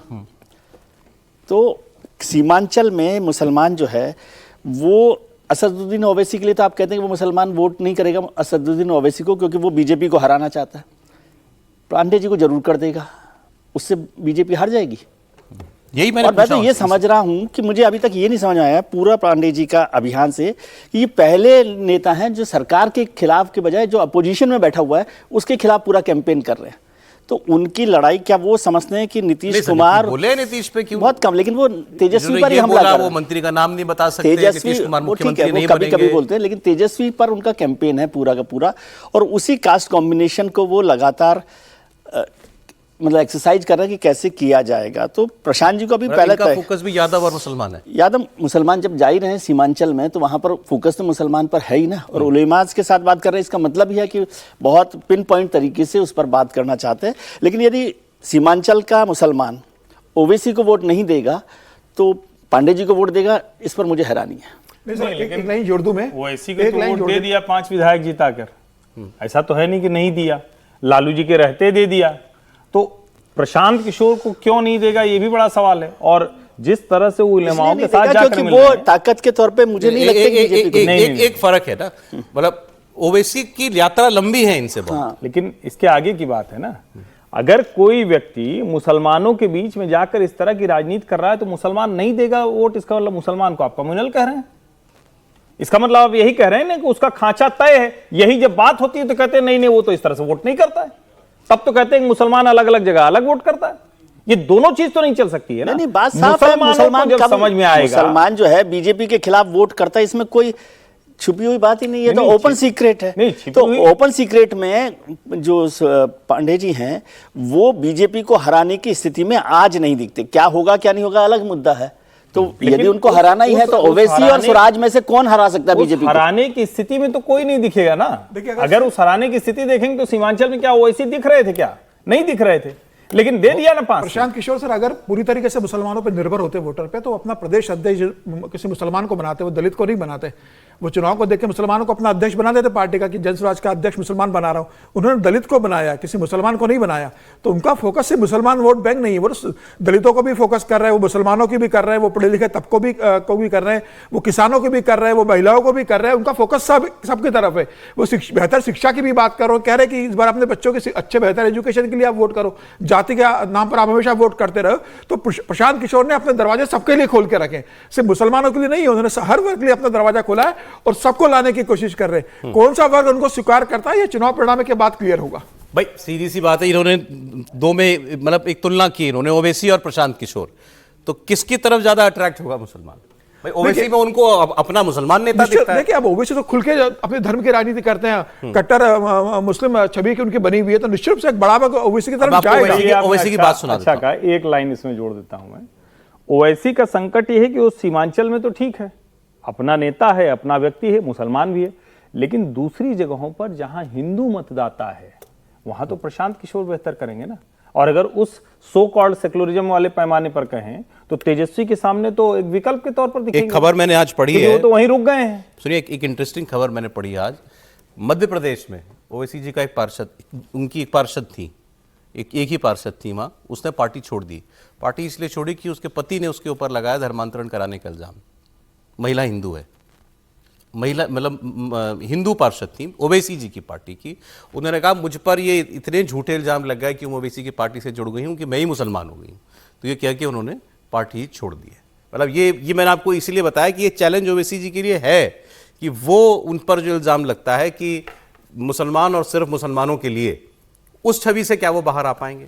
अब छवि से बाहर आना ही नहीं चाहते हैं। आना भी नहीं चाहते। आपको लगता क्योंकि फिर सारी की सारी पॉलिटिक्स ही खत्म हो बड़ी करते हैं ना कि हम तो वो इस पॉलिटिक्स, बल्कि वो चाहते हैं कि आप इससे पॉलिटिक्स से बाहर ना निकालें। ऑब्जर्वेशन आया कल ओबीसी को लेकर, कल एक बड़ा इंटरेस्टिंग ऑब्जर्वेशन है सुप्रीम कोर्ट का। ओबीसी की पार्टी को की मान्यता खत्म करने के लिए कुछ संगठन गए थे सुप्रीम कोर्ट में, तो सुप्रीम कोर्ट ने कल दिया कि भाई हम मान्यता खत्म नहीं कर सकते। शंकर जैन गए, हाँ विष्णु शंकर, उस पर उन्होंने कहा सुप्रीम कोर्ट ने कहा, लेकिन जो इस तरीके से जाति के आधारित निर्भर या धर्म के आधार पर निर्भर पार्टियां हैं वो समाज के लिए खतरनाक है। एक बयान सुनाता हूं, आपने अच्छी खबर बताई सर, इस पर करेंगे चर्चा क्योंकि सुप्रीम कोर्ट में इस पर काफी बहस हुई है। असदुद्दीन ओवैसी बात कर रहे थे और उन्होंने सामने उनके जो है पूरा मजमा था, मुसलमान लड़के, मुस्लिम ही उनकी ऑडियंस में थे। वहां उन्होंने कहा भैया ये रील देखना बंद करो, ये रील की लत जो है ये तुम्हारा शरीर भी खराब करेगी, दिमाग भी खराब करेगी और तुम्हारा समय तो खराब करती है। पढ़ाई में समय लगाओ, कुछ और पढ़ो, उर्दू के अखबार लगा लो, ये ऐसी चीज़ों में अपना समय लगाओ। क्यों? तो उन्होंने कहा कि रील देख के तो तुम डॉक्टर, इंजीनियर, साइंटिस्ट नहीं बन पाओगे। और फिर अंत में उन्होंने कर दी अपने मतलब की बात कि रील ही देखते रह गए और बीएलओ बिहार की तरह घर आएगा और पूछेगा कहाँ के रहने वाले हो, ये कागज दिखाओ। तो कैसे दिखा पाओगे अगर सारी जिंदगी रील ही देखते रहोगे? तो सुनिए। मासूम हमारे बच्चों से अपील कर रहा हूं कि आप अपना वक्त घर जाने के बाद ये फोन में देखकर, रील्स को देखकर अपना वक्त जाया मत करिए। मेरी आपसे गुजारिश ये है कि आप पढ़िए, अखबार पढ़िए, उर्दू अखबार पढ़िए, अपनी तालीम में वक्त सर्फ करिए। याद रखो, रील देखने से तुम ना लीडर बन सकते, और फिर अगर आप रील के शौकों में पड़ जाएंगे तो फिर अगर कल के दिन आपके घर में बीएलओ आएगा, बीएलओ से मतलब जो अब बिहार में चल रहा है, इलेक्शन लिस्ट के नाम पर, रिवीजन, इंटेंसिव रिवीजन के नाम पर कई लोगों को बांग्लादेशी बोल दे रहे, कई लोगों को नेपाली कह दे रहे हैं कि म्यांमार से आए। जब कोई बीएलओ आपके पास आएगा, मैं अपनी बेटी और बेटों से कह रहा हूं, आप उसके सवाल का कैसे जवाब देंगे? भाई बीएलओ तो ऐसा बना दिया जैसे शोले का डायलॉग कि गब्बर घर आ जाएगा, बच्चा सोचा नहीं तो गब्बर आ जाएगा। अब ये कह दिया पढ़ ले नहीं तो बीएलओ आ जाएगा। बीएलओ का इतना खौफ बना दिया है। अब ओवैसी साहब ने मतलब ये चेतावनी देते हुए कहा कि बीएलओ अब हर घर में आएगा, मतलब ये काम हर राज्य में होगा। समीर जी। नहीं बिल्कुल, और लगता होना भी चाहिए, लेकिन अभी ओवैसी साहब रील का जिक्र कर रहे थे कि बच्चों को रील नहीं बनाना चाहिए, बच्चों को पढ़ाई पे ध्यान देना चाहिए, अगर रील बनाएंगे तो डॉक्टर इंजीनियर नहीं बनेंगे। ओवैसी साहब अपना थोड़ा घर में भी ध्यान रख लेते हैं। उनके परिवार के लोग, उनके भतीजे लोग, उनके भांजे लोग बकरा ईद पर बकरे के साथ बढ़िया रील बना के डालते हैं। दूसरे समय मोटरसाइकिल के बड़े बड़े ड्राइविंग करते हैं तो रील बना के डालते हैं। अगर उनका आप सोशल मीडिया इनके परिवार के लोगों के परिवार का देखेंगे तो रील से भरा हुआ है, तो उन्हें अपने परिवार को भी समझाना चाहिए कि मेरे परिवार के बच्चे तो अच्छे स्कूल में जाते होंगे ना सर, वो तो आम मुसलमान की बात कर रहे हैं। हैदराबाद के टॉप क्रिश्चियन इंग्लिश स्कूल में सब बच्चे पढ़ते हैं, बड़े महलों में रहते हैं। गरीब मुसलमानों को सिर्फ भाषण देने के लिए ओवैसी साहब मिल जाते हैं। अब जहाँ तक बीएलओ के ओवैसी साहब बात कर रहे थे, मुझे लगता है कि सुप्रीम कोर्ट में भी ये कहा गया, सुप्रीम कोर्ट ने पूछा है चुनाव आयोग से कि आप पूरे देश में से करोगे। चुनाव आयोग ने कहा कि बिल्कुल इसे पूरे देश में लागू किया जाएगा। और मुझे लग रहा है कि बिहार एक मॉडल स्टेट बनने जा रहा है जो इलेक्शन चुनाव। डिटेल में आगे खबर है मेरे पास, लेकिन आपने जो बात शुरू की थी वो बात हम कर लें। सुप्रीम कोर्ट में पिटीशन गई कि असदुद्दीन ओवैसी की पार्टी की मान्यता रद्द कर दी जाए, AIMIM की। उसमें दलील ही ये दी गई थी कि ये सेक्युलर देश के अंदर केवल एक मुसलमानों के लिए, एक धर्म के लिए पार्टी बनाई है इन्होंने। तो इस पर इनका कॉन्स्टिट्यूशन निकाला गया, भाई ओवैसी साहब की पार्टी का कॉन्स्टिट्यूशन क्या कहता है, तो इनकी कॉन्स्टिट्यूशन में है गरीबों के लिए, पिछड़ों के लिए, दलितों के लिए, सबके लिए हम लोग काम करेंगे। तो उन्होंने कहा भाई यही तो आपका मतलब भारत का संविधान भी यही कहता है उसमें कि सबके लिए जगह होनी चाहिए, हर आदमी बराबर है। तो हमें भारत के संविधान में ने जो दिशा दी है और ओवैसी साहब की पार्टी का जो संविधान है उसमें हमें अंतर नहीं दिखाई देता। इतनी बात सुप्रीम कोर्ट ने कहा कि ये याचिका तो खारिज कर दी। लेकिन फिर सुप्रीम कोर्ट ने दूसरी बात कही, याचिकाकर्ता को ही कहा कि आप एक काम कीजिए, इस एक दूसरी फ्रेश याचिका लगाइए और उसमें किसी पार्टी या नेता का नाम मत डालिए। आप ये कहिए कि देश में कोई भी जाति को लेकर के जो लोग राजनीति करते हैं, पार्टियां या धर्म को लेकर के, ये काम नहीं होना चाहिए, तो फिर हम उस पर लंबी बहस कर सकते हैं। मतलब सुप्रीम कोर्ट का एक कहना, ये तो उन्होंने कही दिया, जाति खासतौर पर कहा कि जो विशेष जाति की राजनीति करने वाले दल हैं ये ठीक नहीं है समाज के लिए। त्रिपाठी जी, हालांकि देखिए मैं ये उम्मीद कर रहा था और सब लोग उम्मीद कर रहे थे, कल वो याचिका खारिज हो गई है, कि इस बहाने ही सुप्रीम कोर्ट जरा इस पर बात कर लेता। भारत में चुनाव सुधार ऐसे तो हो नहीं पाते हैं, वैसे भी भारत में कोई भी सुधार हो विपक्ष हमेशा उसके खिलाफ रहता है। मैं कई उदाहरण बता सकता हूं, जो अटल बिहारी वाजपेयी से लेकर अडवाणी जी तक, और फिर आगे अभी जो हो रहा है वो हम देख ही रहे हैं। होता अच्छा कि सुप्रीम कोर्ट इसी पर कुछ रूलिंग, कुछ ऑब्जर्वेशन देता। आपने AIMIM की पंजीकरण की जो रद्द करने की याचिका थी उसको खारिज कर दिया, उसमें कोई दिक्कत नहीं, लेकिन कुछ ऑब्जर्वेशन तो आता ना। क्या भारत में धर्म के नाम पर, जाति के नाम पर, क्षेत्र के नाम पर, प्रांत के नाम पर, भाषा के नाम पर राजनीति नहीं हो रही? इतनी गंदी राजनीति हो रही, लेकिन फिर भी इसके लिए अलग से याचिका है, अलग से आप उसका ग्राउंड तैयार करें। जबकि इसमें जो आधार दिया गया था वो आधार ही यही था कि ये मुसलमानों की बात करते हैं, इनकी पार्टी के नाम में इत्तेहादुल मुस्लिमीन लिखा हुआ है, ये जिस तरह से बात करते हैं उसमें एक दूसरा वर्ग है जो कई बार उसको लगता है कि ये हमारे खिलाफ काम कर रहे हैं। ठीक है, आपने उसको खारिज किया क्योंकि ओवैसी साहब की पार्टी से हिंदू भी लड़ते हैं, दूसरे लोग भी हैं, लेकिन क्या इस बहाने एक बड़ी बहस जो हो सकती थी उसका अवसर छोड़ दिया? अब नई याचिका कैसे आएगी, उस पर कैसे बातचीत होगी, ये बड़ा सवाल। लेकिन मुझे लगता है कि ये होना चाहिए था। और अब आपको सीधे पश्चिम बंगाल लेकर के चल रहा हूं, सीधे कोलकाता, जहां पर विधानसभा चुनाव तो अगले साल है, लेकिन गर्मी अभी से महसूस होने लगी है, तैयारियां अभी से होने लगी हैं। ममता बनर्जी इस वक्त पैदल मार्च निकाल रही है। मुद्दा आपको बताता हूं, तस्वीरें आप देखिए, बरसात हो रही है और ममता बनर्जी चल रही हैं अपने कार्यकर्ताओं से घिरी हुई सड़कों पर। इस वक्त आप उनको चलते हुए देख रहे हैं, छाता भी नहीं है, आसपास जो है बैनर लिए लोग आपको दिखाई दे रहे हैं, नारेबाजी भी हो रही होगी। मुद्दा यह है, ममता बनर्जी की ये विरोध रैली बीजेपी शासित राज्यों में बंगाली भाषी लोगों के साथ हो रहे उत्पीड़न, कथित उत्पीड़न और भेदभाव के खिलाफ है। कहां से कहानी शुरू हुई बात करेंगे। इस विरोध रैली की घोषणा पश्चिम बंगाल की सरकार ने की थी, ये point to be noted milord, party ने नहीं। ये बंद सरकार, ये मार्च सरकार ने इसकी घोषणा की थी। ये विरोध रैली 2 बजे अभी अभी जो है बस ये शुरू हुई है, कोलकाता के कॉलेज स्क्वायर से होकर के फिर ये दोरिना क्रॉसिंग पर जाकर के खत्म होगी। इनका विशेष तौर पर कहना यह है कि बंगाल, असम, उड़ीसा, विशेषकर इन राज्यों के लोग जो देश में और जगहों पर रहते हैं, उनमें भी बीजेपी की सरकारें जहां पर हैं वहां रहने वाले बंगालियों पर अत्याचार हो रहे हैं, कभी किसी नाम पर, कभी किसी नाम पर उनको प्रताड़ित, उनको परेशान किया जाता है, ऐसा ममता बनर्जी का कहना है। लेकिन इसमें एक जिन्होंने खुद ही कहा कि ये क्यों राजनीति से प्रेरित है, वो मैं आपको पहले आपको इस पर शुभेंदु अधिकारी की बात सुन लेनी चाहिए, फिर मैं जो बात कह रहा था उसको कंप्लीट करूंगा। जो लीडर ऑफ अपोजिशन है बंगाल में, शुभेंदु अधिकारी, उन्होंने ममता बनर्जी के इस मार्च पर क्या कहा है। ये झूठा इल्जाम, कोई सबूत नहीं है। रोहिंग्या मुसलमान, उनको बंगाली टैग लगाना चाहता है। ये रोहिंग्या मुसलमान को प्रोटेक्शन दे रहा है, कोई बंगाली का खिलाफ कोई कुछ नहीं हो रहा है। उनको बोलिए वीडियो पिक्चर डालने के लिए और लिस्ट, एपिक कार्ड, आधार कार्ड, डॉक्यूमेंट देने के लिए। वो जो बोल रहा है वो रोहिंग्या मुसलमान का नाम वोटर लिस्ट से खत्म हो रहा है, इसका डर से बोल रहा है। बंगाल का 540 किलोमीटर एरिया में फेंसिंग नहीं है, वो रोहिंग्या मुसलमान को यहाँ घुसाया। कम से कम 50 लाख फर्जी वोटर है बंगाल में, वो सब रोहिंग्या मुसलमान है। ड्यू टू फियर साइकोसिस she said this type of allegation. This allegation is baseless, fabricated and उनकी जो हाई अपीजमेंट है उनके लिए सब बात आ रहा है। शुभेंदु अधिकारी ने तो बड़ा इल्जाम लगा दिया कि रोहिंग्याओं को बचाने के लिए ममता बनर्जी सड़क पर हैं, 50 लाख अवैध वोटर जो हैं वो बंगाल के अंदर हैं। तो इसमें बीजेपी के राज्य कहाँ आ जाते हैं? और आपके मन में सवाल होगा कि वहाँ राज्यों में ऐसा क्या हो रहा है बंगालियों के खिलाफ? बंगालियों के खिलाफ नहीं, अवैध बांग्लादेशियों के खिलाफ हो रहा है।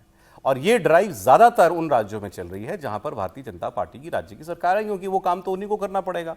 अगर कोई अवैध व्यक्ति वहां पर रह रहा है, उसको पकड़ने का काम तो राज्य की ही पुलिस करेगी। अब ऐसी ड्राइव गुजरात में भी चल रही है, मध्य प्रदेश में भी चल रही है, राजस्थान में भी चल रही है, हरियाणा में भी चल रही है, असम में भी चल रही है, उड़ीसा में भी चल रही है, और बंगाल में चलनी चाहिए वैसे तो, क्योंकि बंगाल में सब कहते हैं सबसे ज्यादा अवैध लोग, क्योंकि जो बॉर्डर क्रॉस करके आए ज्यादातर बंगाल में बसते हैं, तो वहां भी चलनी चाहिए वैसे तो। ममता बनर्जी का कहना यह है कि हमारा नागरिक, मतलब भारत का नागरिक, पश्चिम बंगाल का जो मूल निवासी है, उसको बांग्लादेशी बता करके ये काम किया जा रहा है, उसको बांग्लादेशी बता करके उसको बॉर्डर के उस पार फेंक दिया जा रहा है। फिर दूसरा भी जो बिहार में मामला चल रहा है, आपको मालूम है तृणमूल कांग्रेस उस मामले पर बहुत ज्यादा आग बबूला है। ये इलेक्शन कमीशन से भी उनका डेलीगेशन जाकर के मिला था कि ये वोटर लिस्ट का ये इंटेंसिव रिवीजन जो हो रहा है, इसमें रोहिंग्याओं के नाम पर, नेपालियों के नाम पर, बांग्लादेशियों के नाम पर मूल निवासी जो हैं भारत के, उनको उनका वोट का अधिकार छीना जा रहा है। तो ये इस वक्त मामला चल रहा है। अब मैं आपको बताता हूं कि इनको जवाब शुभेंदु अधिकारी के अलावा किसने दिया। वो शख्स है हेमंत बिश्व शर्मा, असम के मुख्यमंत्री। उन्होंने भी यही बात कही कि ये अवैध रूप से बांग्लादेश से आए लोगों को बचाने के लिए ममता बनर्जी का ये एक तरीके का पैंतरा है, अपने वोट को कंसोलिडेटेड रखने का, वोट को बचा करके रखने का, क्योंकि उनका आरोप है कि इनको वोट देने वाला इलीगल इमिग्रेंट बांग्लादेशी वो बड़ी तादाद में बंगाल के अंदर है। शुरुआत कहां से हुई थी इसकी? आसाम इसमें कहां विवाद में आया? दरअसल आपको मालूम है जनगणना की घोषणा देश के अंदर हो चुकी है, तो हेमंता बिश्व शर्मा ने यह कहा कि अच्छा है, जब जनगणना होगी तो लोग जो फॉर्म में अपनी मातृभाषा बंगाली बताएंगे जितने लोग, तो हमें उससे पता चल जाएगा कौन हमारा है कौन विदेशी है। इस बात को ममता बनर्जी ने पकड़ा कि बंगाली बोलने वाला बाहर का कैसे हो गया। फिर उनका जवाब आया कि मैं भारत की बंगाली भाषी की बात नहीं कर रहा हूं, मैं तो बांग्लादेश के बंगाली भाषी की बात कर रहा हूं। तो यह सिलसिला जो है इस तरीके से लगातार चल रहा है और ममता बनर्जी अब इसको एक बड़ा रूप दे रही हैं, इस वक्त आपको दिख रही है। त्रिपाठी जी बताइए।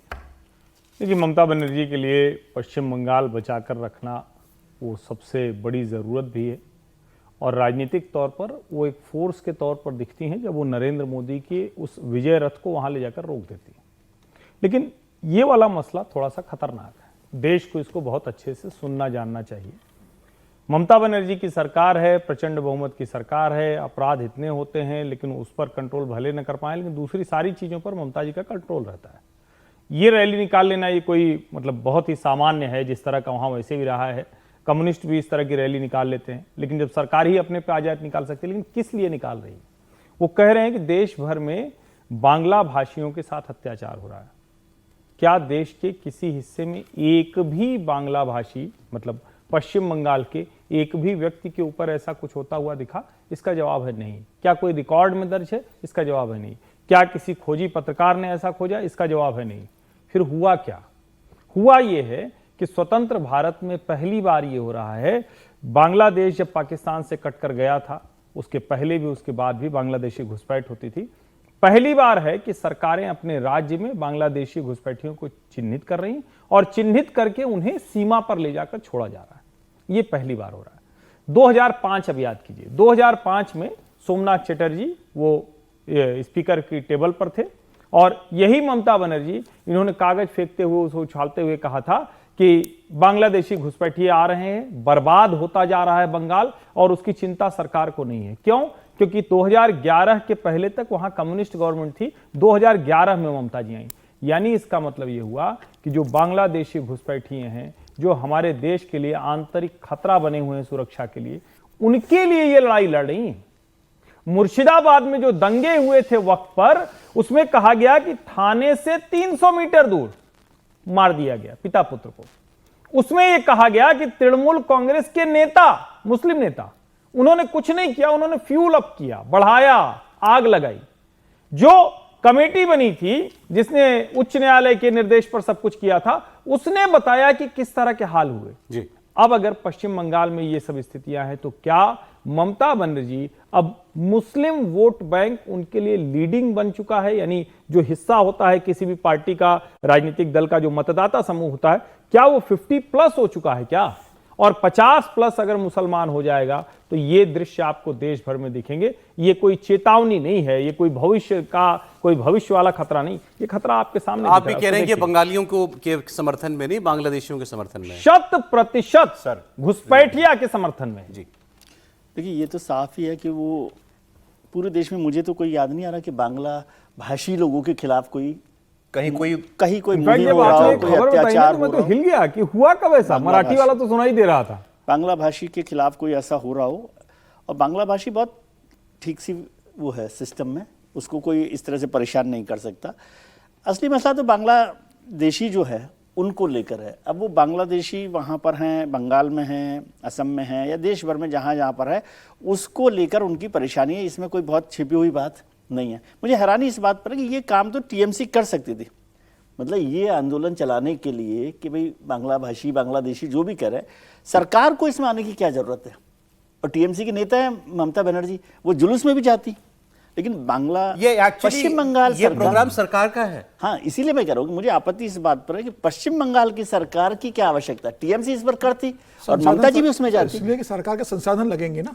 नहीं, संसाधन तो सब में पॉलिटिकल पार्टीज के जो लगते हैं वो इशू नहीं है ना, लेकिन इसका कोई मायने उन्होंने सोचा होगा कि भाई इसको किस तरह से वो ले जा सकती। ममता जी ऐसे ही तो नहीं कर रही है सरकार के काम पर जब वो आ रही हैं। और मसला ये अभी जैसे यहाँ पर बिहार में जो चल रहा है हमारे रिवीजन का, SIR का, तो उसमें भी बांग्लादेशियों का मसला है।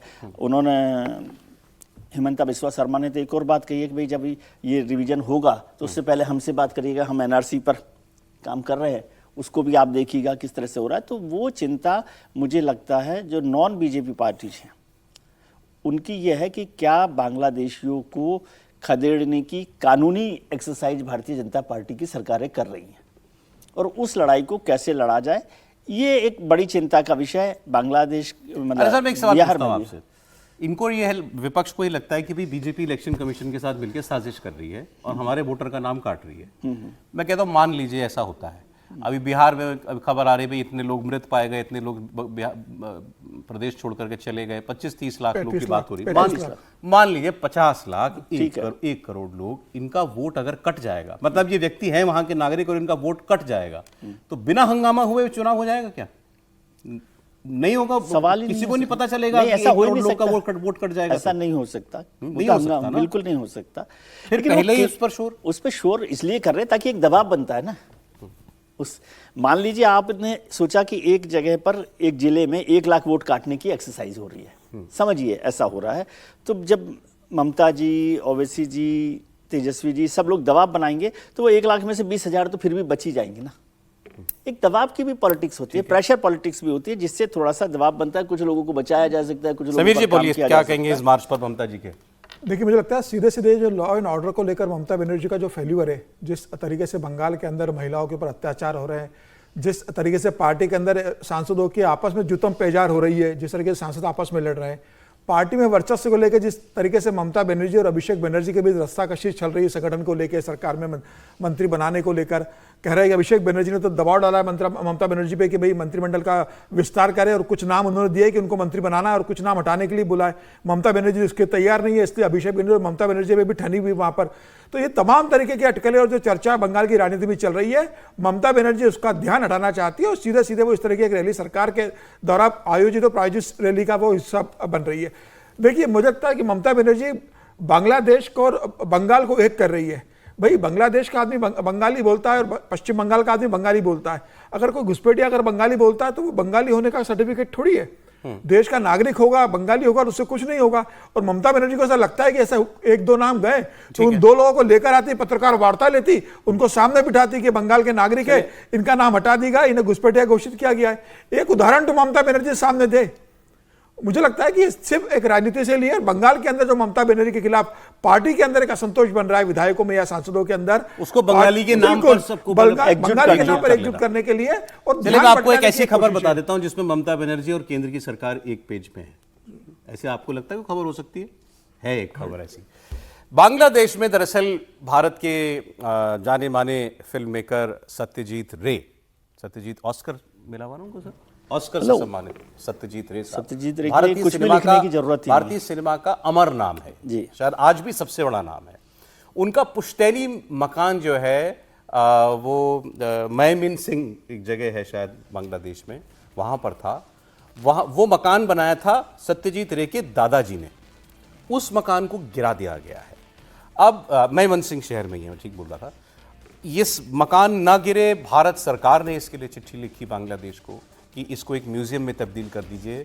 भारत में रहने वाले लोगों के लिए नहीं, बांग्लादेश में रहने वाले लोगों के लिए भी सत्यजीत रे एक बड़ा नाम था, उनका घर नहीं गिराया जाना चाहिए, इसको एक संग्रहालय बना दें, सबके लिए अच्छा है। ममता बनर्जी ने भी यही अपील की कि ये घर नहीं गिराया जाना चाहिए। और ये तस्वीर देखिए आप उस घर की, और अगर ये इसकी आपने ओरिजिनल पिक्चर देखी होती ना घर की, तो आपको इतना अफसोस होता, क्योंकि मैंने वो देखी है। इतना खूबसूरत घर था, भले ही खंडर जैसा बन गया था, क्योंकि कभी कोई उसका रखरखाव भी नहीं हुआ बांग्लादेश में इतने बरसों के अंदर, लेकिन तब भी उस अवस्था में भी इतना खूबसूरत लगता था, सुंदर लगता था देखने में। अब इस मकान को गिरा दिया गया है और इस इमारत में अब एक प्राइमरी स्कूल का प्राइमरी स्कूल जो है वो चलेगा, ऐसा बताया गया। प्राइमरी स्कूल का एक भवन जो है वो बनाया जाएगा। क्या वो कहीं और नहीं बन सकता था? उसके लिए आपको भारत के एक नायक का पुश्तैनी मकान, वो भी सरकार की अपील के बावजूद, वही आपको गिरा करके वहाँ पर वो बनाना चाहिए था। सर बोले क्या बताता है, मतलब ये तो सीधा सीधा हमारे उनके रिश्तों के बीच की बात है। नहीं, जो सरकार और जो व्यवस्था आज की है, जो मुजीबर रहमान का पुतला गिरा सकती है, मूर्ति को गिरा सकती है, ध्वस्त कर सकती है, उससे आज सत्यजीत रे साहब के बारे में सोचना। और सत्यजीत रे को आप भारत के साथ मत जोड़ के देखिए, वो बांग्ला भाषी सभी के लिए और बांग्लादेश के लिए भी वो बड़े नायक के तौर पर उनको देखना चाहिए। क्योंकि अब खासतौर से बांग्लादेश और पाकिस्तान बनने का एक बड़ी वजह क्या है कि पाकिस्तान और बांग्ला में मुसलमान तो एक ही है ना, धर्म तो एक ही था, वहाँ पर भाषा का फर्क था। जो बांग्लादेश में जो लोग रहते हैं वो बांग्ला भाषी थे, तो आज वो बांग्ला भाषी लोगों का जो नायक है उसका घर आप गिरा रहे हैं। और इस तरह बांग्लादेश में बांग्लादेशियों को भी अफसोस ही हुआ होगा, अफसोस हुआ होगा, वही बात मैं कह रहा हूँ। लेकिन आज की जो मौजूदा व्यवस्था वहाँ पर है वो इन सब बातों से बहुत मायने नहीं रखती। और मैं बता रहा हूँ, जो साहित्य, संस्कृति, कल्चर, फिल्म, इन सब का सम्मान नहीं करते ना, वो संस्थाएं, वो समाज कमजोर होता। समाज बिल्कुल ठीक कह रहे हैं, जो अपने कल्चर को नहीं, जो कल्चर को, हाँ, कल्चर ही तो समाज वैसे है। एक बड़ी इंटरेस्टिंग खबर मैंने आज अखबार में पढ़ी और मुझे हैरानी भी हुई इस बात को, क्योंकि भी आप बात कर रहे थे शेख मुजीबुर रहमान की। 1971 की लड़ाई में भारत के तकरीबन 1600 हमारे जवान अफसर जो हैं वो शहीद हुए थे बांग्लादेश की लड़ाई में। उनको सम्मान भेजा है उनके लिए बांग्लादेश ने।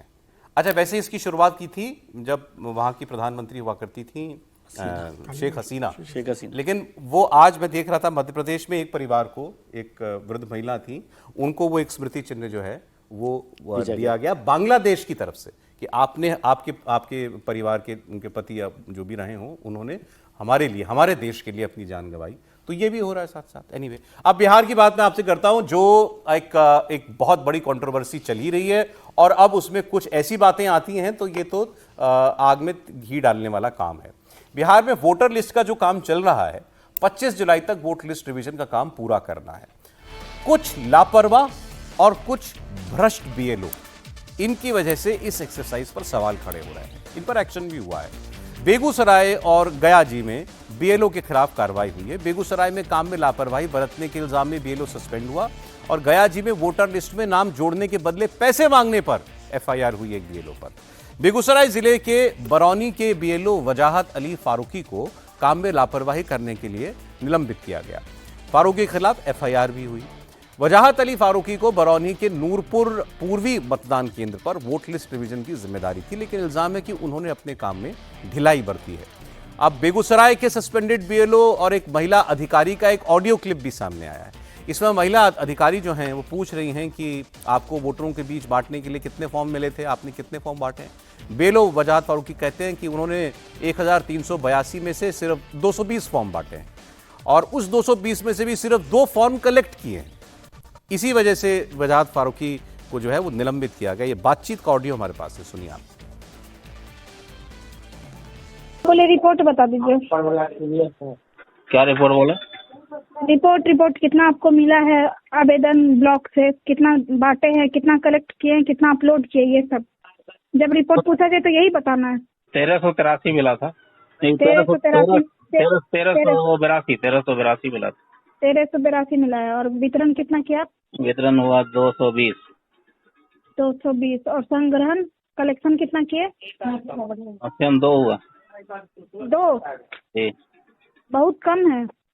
आप बताइए 1300 आपको मिला है और आप 2 को कर रहे हैं, बहुत दयनीय स्थिति है। वितरण भी पूरा नहीं हुआ तो कलेक्शन का जो पब्लिक ऐसे ही वापस कर रही है, जैसे दे रहे हैं वैसे वापस कर रही है। क्या कहिए तो वैसे ही क्या तो पब्लिक क्या चाहती है? वोटर लिस्ट से नाम कट जाए, नागरिकता छिन जाए? अब वो तो समझाना मेरा काम। हाँ, वो तो समझाना आपका काम है ना। बोले रिपोर्ट बता दीजिए। क्या रिपोर्ट बोले? रिपोर्ट कितना आपको मिला है आवेदन ब्लॉक से, कितना बांटे हैं, कितना कलेक्ट किए हैं, कितना अपलोड किए, ये सब जब रिपोर्ट पूछे। अब बिहार के गया जी का भी मामला देख लीजिए। यहां एक बीएलओ पर एक्शन हुआ। गौरी शंकर ये लोगों से पैसे मांग रहे थे। डीएम के आदेश पर इनके खिलाफ एफआईआर दर्ज हुई है। बीएलओ गौरी शंकर पर मानपुर ब्लॉक में वोटर लिस्ट रिवीजन की जिम्मेदारी थी और एक शख्स बीएलओ से, एक वीडियो दिखाऊंगा आपको, एक शख्स पूछ रहा है कि आपने पैसे क्यों मांगे, और इस पर बीएलओ कहता है कि चाय पानी के लिए तो पैसा मांगा ही जाएगा ना। हंगामा बढ़ने पर बीएलओ ने पैसा वापस भी कर दिया, लेकिन डीएम के आदेश पर इन पर मुकदमा हुआ। वापस कर रही है, जैसे दे रहे हैं वैसे वापस कर रही है। क्या कहिए तो वैसे ही क्या तो पब्लिक क्या चाहती है? आप पैसा लिए ऑनलाइन? अरे भैया चाय पानी लेके फोन पे से पैसा दिया वो आप लिए 20 रुपए फार्म करके लिया है, काहे लीजिएगा फार्म के पैसे? त्रिपाठी जी कह रहे हैं बड़ा ट्रांसपेरेंट मसला है, फोन पे पैसा दिया जा रहा है। एनीवे सीरियस मामला है ये। तेजस्वी यादव ने भी इसको लेकर के कहा है कहीं 40 कहीं 400 रुपया लोग जो हैं बीएलओ जो है वो मांग रहे हैं फॉर्म भरवाने के लिए। कई जगह तो ऐसी भी शिकायतें आई कि बीएलओ ने ही फॉर्म भर के दे दिया, वो फॉर्म गया ही नहीं आगे, ऐसे ही फर्जी फॉर्म भरा और लौटा दिया गया है। ये हो रहा है बिहार में। देखिए अब इसको अच्छा है कि यहाँ तक हम लोग पहुँच गए हैं, और अच्छा ये भी है कि इस तरह से सस्पेंड हो रहे हैं बीएलओ। हमने एक बीएलओ की बात सुनी, फिर दूसरे बीएलओ की बात सुनी, दोनों साफ इस सरकार का जो तरीका होता है, जब मैं इस सरकार कह रहा हूं तो भारत की किसी भी सरकार का जो तंत्र होता है जिसको लाल फीताशाही कहते हैं, वो कोई आईएएस नहीं है, वो कोई पीसीएस नहीं है, वो कोई दरोगा नहीं है, एक बीएलओ है। और बीएलओ की कोई ऐसी बहुत बड़ी हैसियत नहीं होती, उस तरह कोई उनके पास प्रभाव भी नहीं होता है। लेकिन जरा सोचिए कि उनके पास एक अधिकार आया फॉर्म देने और फॉर्म वापस लेने का, तो उसमें भी वो गड़बड़ घोटाला कर रहे हैं। पहला वाला जो बीएलओ है वो तो खुद ही अड़ियल रवैया अपना रहा है, देने को ही तैयार नहीं, फॉर्म कह रहा है कि हम फॉर्म ही नहीं बांटेंगे। 1382 में से अगर 220 किया है और वापस लेने दो गया, इसका मतलब उसकी नीयत ठीक नहीं थी, वो चाहता था किसी भी तरह से प्रक्रिया खराब हो जाए। दूसरा बीएलओ क्या कर रहा है, चाय पानी के लिए पैसा दे दो, जो तरीका होता है कि भाई किसी भी काम के लिए कोई जा रहा है तो जरा कुछ पैसे मांग लो। और सोचिए जरा, मैं सचमुच ही सोच रहा था कि फोन पे से पैसा दे दिया उसने, और उसका साहस है कि उसने ले लिया, जो रिकॉर्ड में रहेगा, क्योंकि आपके अगर कुछ है नहीं तो आप कैसे कह पाएंगे। लेकिन इसका एक पहलू यह है कि यह भ्रष्टाचार नजर आ रहा है। दूसरा पहलू समझिए, इतनी बड़ी एक्सरसाइज हो रही है और उसमें सभी राजनीतिक दलों को जुटकर लगकर इस इलेक्टोरल रिफॉर्म को दुरुस्त करना चाहिए। चुनाव आयोग जो कर रहा है उसके साथ जो लोग जुड़ते हैं, चुनाव आयोग का अपना कोई स्टाफ नहीं होता है, ये पहले सबको ध्यान होना चाहिए। जिस राज्य में प्रक्रिया होती है, जिस राज्य में चुनाव होता है, उसी राज्य का जो कैडर होता है, यानी आईएएस आईपीएस से लेकर नीचे क्लरिकल तक या फिर टीचर तक, वही स्टाफ वहां ट्रांसफर होता है। वो स्टाफ ठीक रहे, इसके लिए तो राजनीतिक दलों को वहां लगाम लगानी चाहिए, उनको ठीक करना चाहिए। और निश्चित तौर पर जो भी इसमें गड़बड़ी करता हुआ दिखे, जो भी बेईमानी करता हुआ दिखे, उसके खिलाफ कड़ी से कड़ी कार्रवाई होनी चाहिए। अब एक दूसरा इसी से जुड़ा हुआ पहलू जो है, क्योंकि आधार बहुत बड़ा मुद्दा बन गया बिहार के इस एक्सरसाइज के अंदर। सुप्रीम कोर्ट ने भी कहा कि भाई आप इलेक्शन कमीशन को कि आप आधार को स्वीकार करने के बारे में विचार कीजिए। अब उनको जवाब देना है इलेक्शन कमीशन को, सुप्रीम कोर्ट को। अब आज एक आंकड़ा आया, 38 जिले हैं बिहार में कुल, और उसमें 37 जिले ऐसे हैं जहां आबादी से ज्यादा आधार कार्ड है। आधार जारी करने वाली जो एजेंसी है UIDAI, उसी की रिपोर्ट है ये। सबसे ज्यादा आधार सैचुरेशन सीमांचल के ही 4 जिलों में, हमने पहले भी इस पर खबर की थी, किशनगंज, अररिया, कटिहार, पूर्णिया, जहां मुस्लिम आबादी बहुत है, वहां पर यह सैचुरेशन लगभग 120% तक है। मतलब आबादी 100, आधार 120। पटना समेत और भी 14 ऐसे जिले हैं जहां आबादी से 10% ज्यादा आधार बने हुए हैं। अब सवाल यह है कि जो अतिरिक्त आधार वाले लोग हैं वो कौन हैं? वो घुसपैठिए हैं क्या? इनकी पहचान चुनाव आयोग ने दस्तावेजों की लिस्ट में हो सके इसीलिए आधार को नहीं रखा है, क्योंकि आधार एक सेंस में नागरिकता के लिहाज से कहें तो कॉम्प्रोमाइज वो है, दस्तावेज है, इससे नागरिकता नहीं आप पता कर सकते। इसको लेकर कुछ तकनीकी पहलू भी हैं। जानकार बताते हैं कि जिनकी मृत्यु हो गई, आधार तो उनका भी चल रहा है, और UADAI में कोई ऐसा प्रावधान नहीं है कि किसी का आधार रद्द किया जाए। कोई मर गया तो उसका आधार बंद हो जाए, ऐसा कोई प्रावधान ही नहीं है। तो मतलब आप आधार बने जा रहे हैं, जो लोग चले भी गए दुनिया से उनके भी आधार ऐड होते जा रहे हैं। तो इसीलिए आपको ये दिखाई देता है कि कहीं 100 पे 125, कहीं पे 100 पे 120 ऐसे आधार जो हैं बने हुए हैं। 25 राज्य भी ऐसे हैं, केवल बिहार की बात नहीं है, जहां पर आधार सैचुरेशन आबादी से ज्यादा है। इसमें जो अपवाद हैं, मुझे थोड़ा हैरानी भी हुई जान करके, उन चुनिंदा राज्यों में जहां पर 100 पर उससे कम आधार हैं, उनमें एक उत्तर प्रदेश है। मतलब इतनी बड़ी आबादी है। अरे आपको क्यों ऐसी हैरानी है? हमारा राज्य है ही सब मामलों में अच्छा। नहीं कि मतलब घुसपैठ वाली प्रॉब्लम या नहीं ये है वाली दूसरी प्रॉब्लम यूपी में नहीं हो रही। दुरुस्त करके रखा गया है। आप मतलब इस बात को क्यों ऐसे देख रहे हैं? उत्तर प्रदेश में सारे मामले दुरुस्त है, ऐसी गड़बड़ नहीं होने देते हम लोग। ठीक है सर। नहीं, लेकिन सचमुच ये लाइटर नोट पे था, लेकिन सचमुच ये बहुत अच्छा है। और गंभीर तौर पर देखें, देश की सबसे बड़ी आबादी वाले राज्य में अगर ऐसा नहीं हो रहा है तो ये बहुत अच्छा है। क्या है समीर जी? हर्षवर्धन जी कह रहे हैं कि उत्तर प्रदेश में सब कुछ दुरुस्त है। दुरुस्त तो होगा ही। अब बिजली मांगोगे तो जय श्री राम के नारे लगवा देंगे तो सब दुरुस्त होगा ही। देखिए, आधार को लेकर जिस तरीके से मुझे लगता है कि आपने मुझको भी शर्मसार कर दिया, शर्मासार कर दिया। देखिए, आधार को लेकर मुझे लगता है कि सरकार को बहुत सख्त गाइडलाइंस बनाना चाहिए। अगर कोई राज्य छोड़कर जाता है, दूसरे राज्य में जाता है और वो वहाँ नया आधार बनाता है, तो उसी समय उसका जो पुराना आधार कार्ड है, मुझे लगता है वो उसी समय आइडेंटिफाइड हो जाना चाहिए कि इस व्यक्ति के पास 2 आधार है और वो खारिज हो जाना चाहिए। मैं अपना उदाहरण दे सकता हूँ। मैं जब नागपुर में था तो मेरा वहाँ का आधार था। जब दिल्ली आया, यहाँ मैंने नया आधार बनवाया तो मेरा दिल्ली का आधार बना। और जब मैंने दिल्ली का आधार बनवाया तो मैंने कहा कि भाई मेरा नागपुर का ही आधार है। तो बोले साहब रहने तो क्या फर्क पड़ता है, जब नागपुर जाओगे इसको इस्तेमाल कर लेना। तो मैं कह रहा हूं कि भाई आप ऐसी व्यवस्था करो कि मेरा ये कैंसिल हो।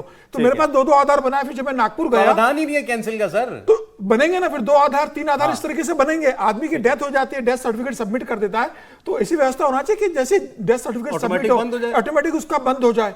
और आइए, हम लोग बात कर रहे थे ब्रेक से पहले बिहार की स्पेशल इंटेंसिव रिवीजन एक्सरसाइज जो इलेक्शन कमीशन की चल रही है, उसी पर आगे बात करेंगे।